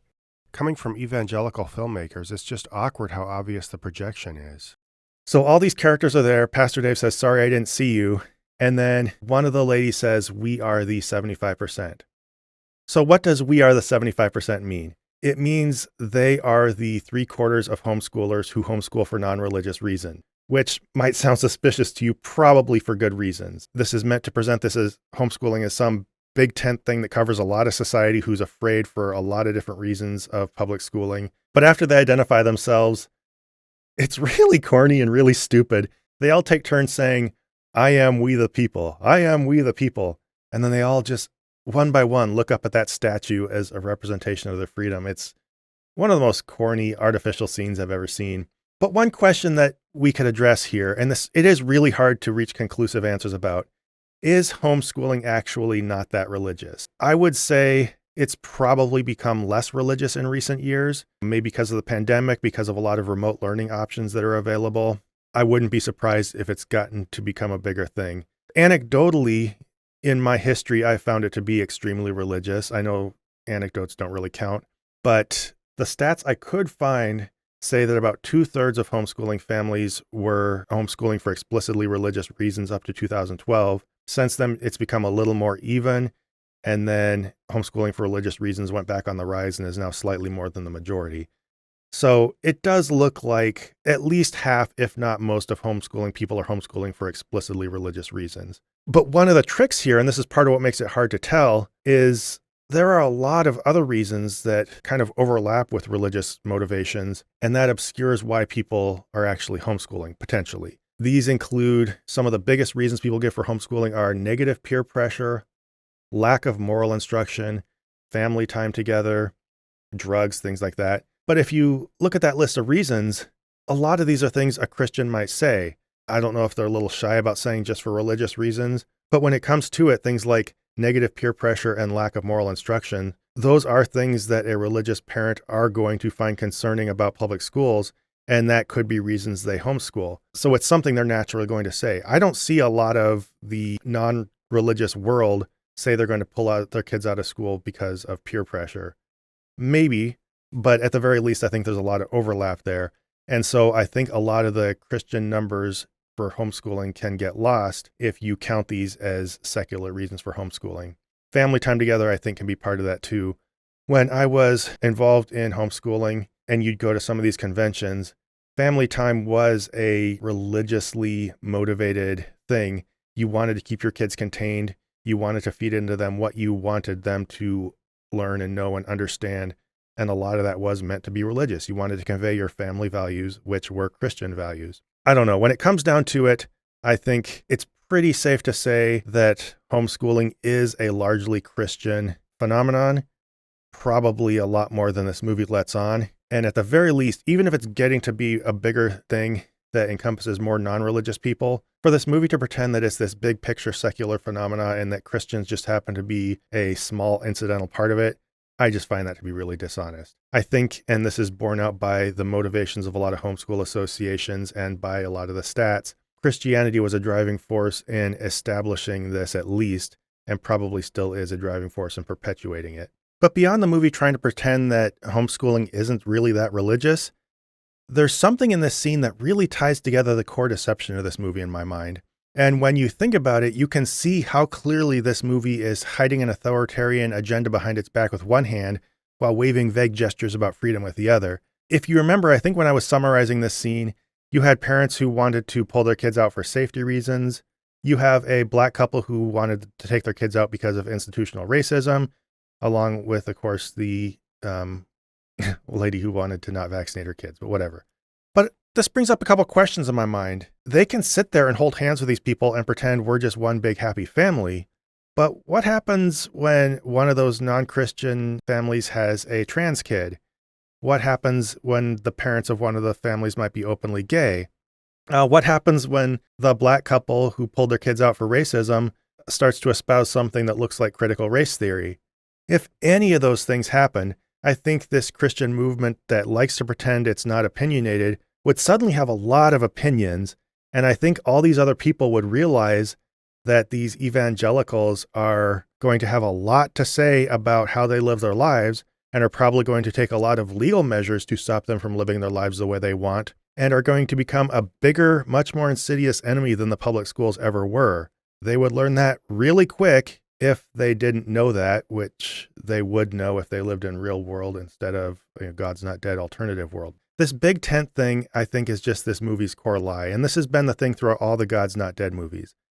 They like to pretend that they are just this nice little religion sitting there trying to do its thing when the world comes and oppresses them for no reason, when really most of the pushback they get is because they are trying to control other people and they aren't allowed to do that as much as they'd like. This movie would have us believe that they just espouse one thing, which is freedom. They don't want to tell anybody else how to live their lives. And I don't know, freedom is just hit on over and over and over in this movie, as if, like they hinted at through Ronald Reagan's little speech, there's an absolute divide between freedom and not freedom, and the Christians here just want the freedom, and the secularists want to take it away. This all boils down to one big dramatic speech. At the beginning, Pastor Dave was, wiping his face off, looked stressed out, and the whole thing accumulates in this 5-minute speech where Mr. Smith has given him the floor. It's really weird, but he just openly berates the congressman for wanting to take away everybody's freedom. He talks about how the whole thing was a farce, how you just want to control everything, but this pesky thing called the Constitution gets in your way. So he's openly insulting, openly says that they hate the Constitution and want to oppress people. And of course, the guy's going to start banging the gavel and trying to control him.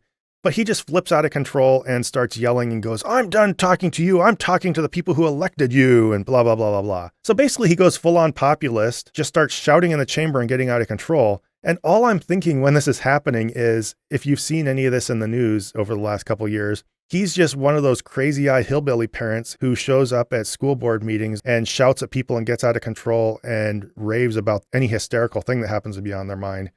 But this movie glorifies it. And that's the conclusion of this movie. Pastor Dave shouts a bunch of weird nonsense and everybody claps, of course. So, yeah, really good, sophisticated, nuanced writing there. Well done, guys. And that's it. Then it starts playing the God's Not Dead scene and you get a montage of people, living out the outcome of this whole thing. Pastor Dave is on TV and it shows some caption about how he won his big case. Taylor/poor mom is now suddenly teaching at the homeschool co-op, which I'm kind of surprised she wasn't before. The whole premise of her having her restaurant job and giving up her big NASA engineering job was that she wanted to spend more time with her son, so she worked nights. But if that was the case, why is she dropping him off and coming back to get him and not teaching there the whole time, especially if these people have an actual NASA engineer on their hands? Kind of an asset, especially if you're a homeschool co-op, whatever. And then kind of a creepy part, in my opinion anyway, Pastor Dave and homeschool dad, sorry, I can't remember a lot of these people's names because I just find them totally unremarkable characters, shows them walking out of City Hall, shaking their hands, all of a sudden becoming very active in politics, which is fine, but I don't know. Considering the actual agenda, considering what these people are probably pushing for in society, seeing Christians making a big thing of getting more involved, especially after they did a January 6th, it just has a little bit of a gross feeling to me.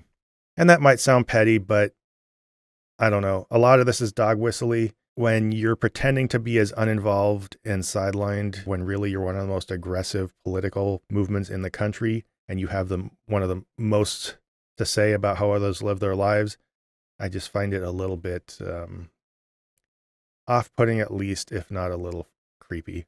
So yeah, that was God's Not Dead 4. Everybody's freedoms were at risk. Pastor Dave stepped up, did a typical pastor thing, screamed at somebody, and everybody clapped. So there we are. One thing that you kind of have to mention if you're going to talk about these movies is the after credit thing where they roll the court cases that supposedly were the basis of these movies. So let's remember this movie is about the government coming in and taking your kids away if you're not going to homeschool. So what are these cases about? I think you've been through this drill before. You know that these cases are going to have little, if anything, to do with the movie we just watched. This is my off-the-cuff thoughts. I looked a couple of these things up, but I'm not really going to go into a lot of detail. But most of these cases had absolutely nothing even remotely to do with this movie. A couple of them were about custody cases between a mother and her ex-boyfriend, or a father and his ex's ex-boyfriend, or something like that. They fall under the label of parents' rights or biological parents' rights or whatever, and I guess in that way are tenuously connected to this movie. But it's just a custody thing. What does that have to do with homeschooling and the government taking away your kids? I don't know. It felt like even if you accept these cases on their face, if you need to fill space that badly in your list of cases that support what you say happened, then you're probably just hysterical and full of it, and your movie's just made up. That's what I guess. A couple of the other cases are maybe a little more connected, but not about being told you can't homeschool, at least for the most part. One of them is about how teachers are required to assist kids in taking on transgender identities, I believe, and that they're required to hide this from the parents. Which, number one, this isn't about the right to homeschool or not homeschool or whatever. This is not about religious rights. This is about basically trying to impede on the rights of other people. So, kind of the very stuff I was saying the movie's trying to pretend it's not doing, it has to let slip into the credits. So this is more of an attack on other people's rights thing than a your rights thing. But they try to turn it into a parents' rights thing because, of course, the parents can't know about it. When I started looking into the case, what this supporting them taking a trans identity actually meant in this case was kids were allowed to use other names or other genders at school, and the parents didn't necessarily have to be notified. So, like, whoopee, big deal. Not all that dramatic, and also not at all connected to what this movie was about. One thing I find just appallingly hypocritical, though, is, I don't know, if you remember God's Not Dead 2, the big point was this teacher had a conversation about Christianity with her student without informing the parents, and the whole movie was a court case defending her for that.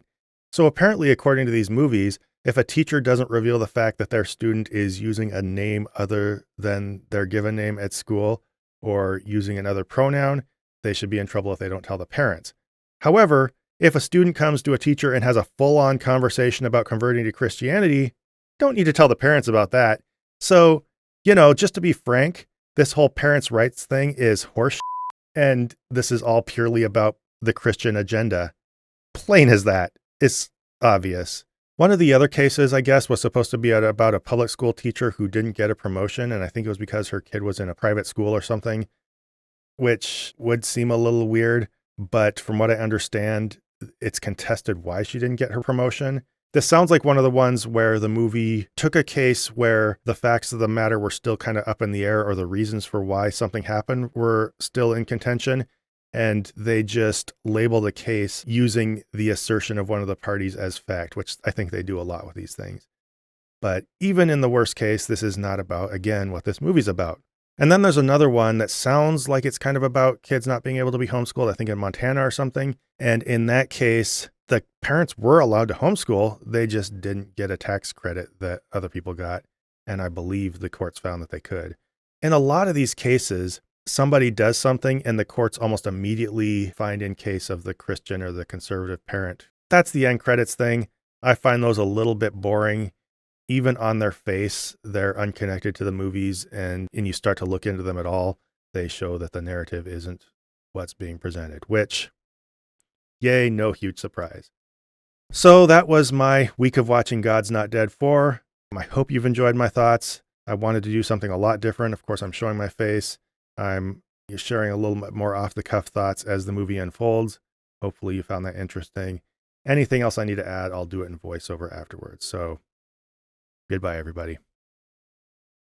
So in the end, this movie was roughly what I thought it would be.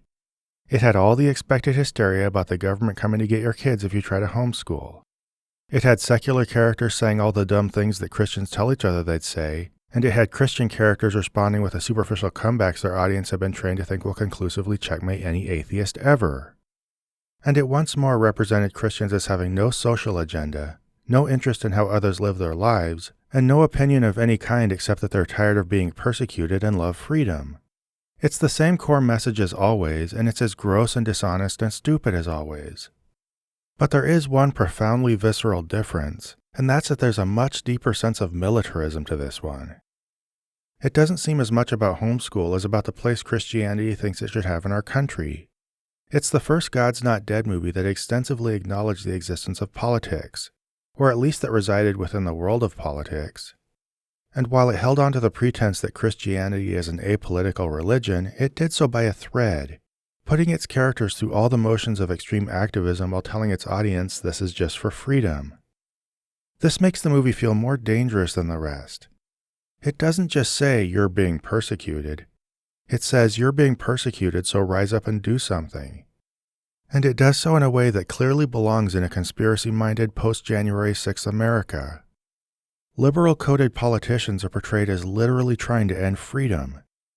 Thinly veiled calls to arms are made, as are allusions to civil war.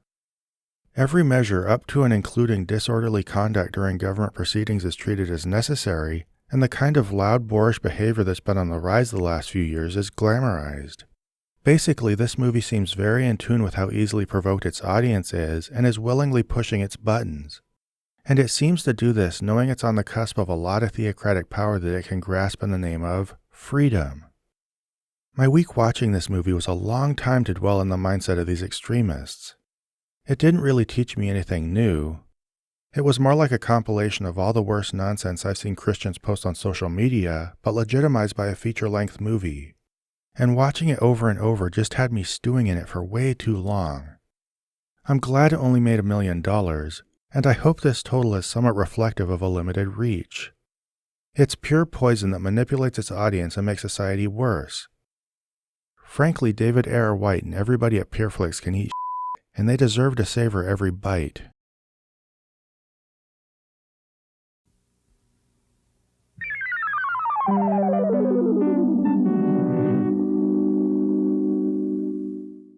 This program was made possible by a grant from John Adams, Bob Generic, Maggie Danger, S.R. Foxley, Daniel Bostedt, Magnus Holmgren, and Q, and by the generous support of viewers like you. If you'd like to join them in pledging to this channel, please find a link to the Prophet of Zod Patreon below.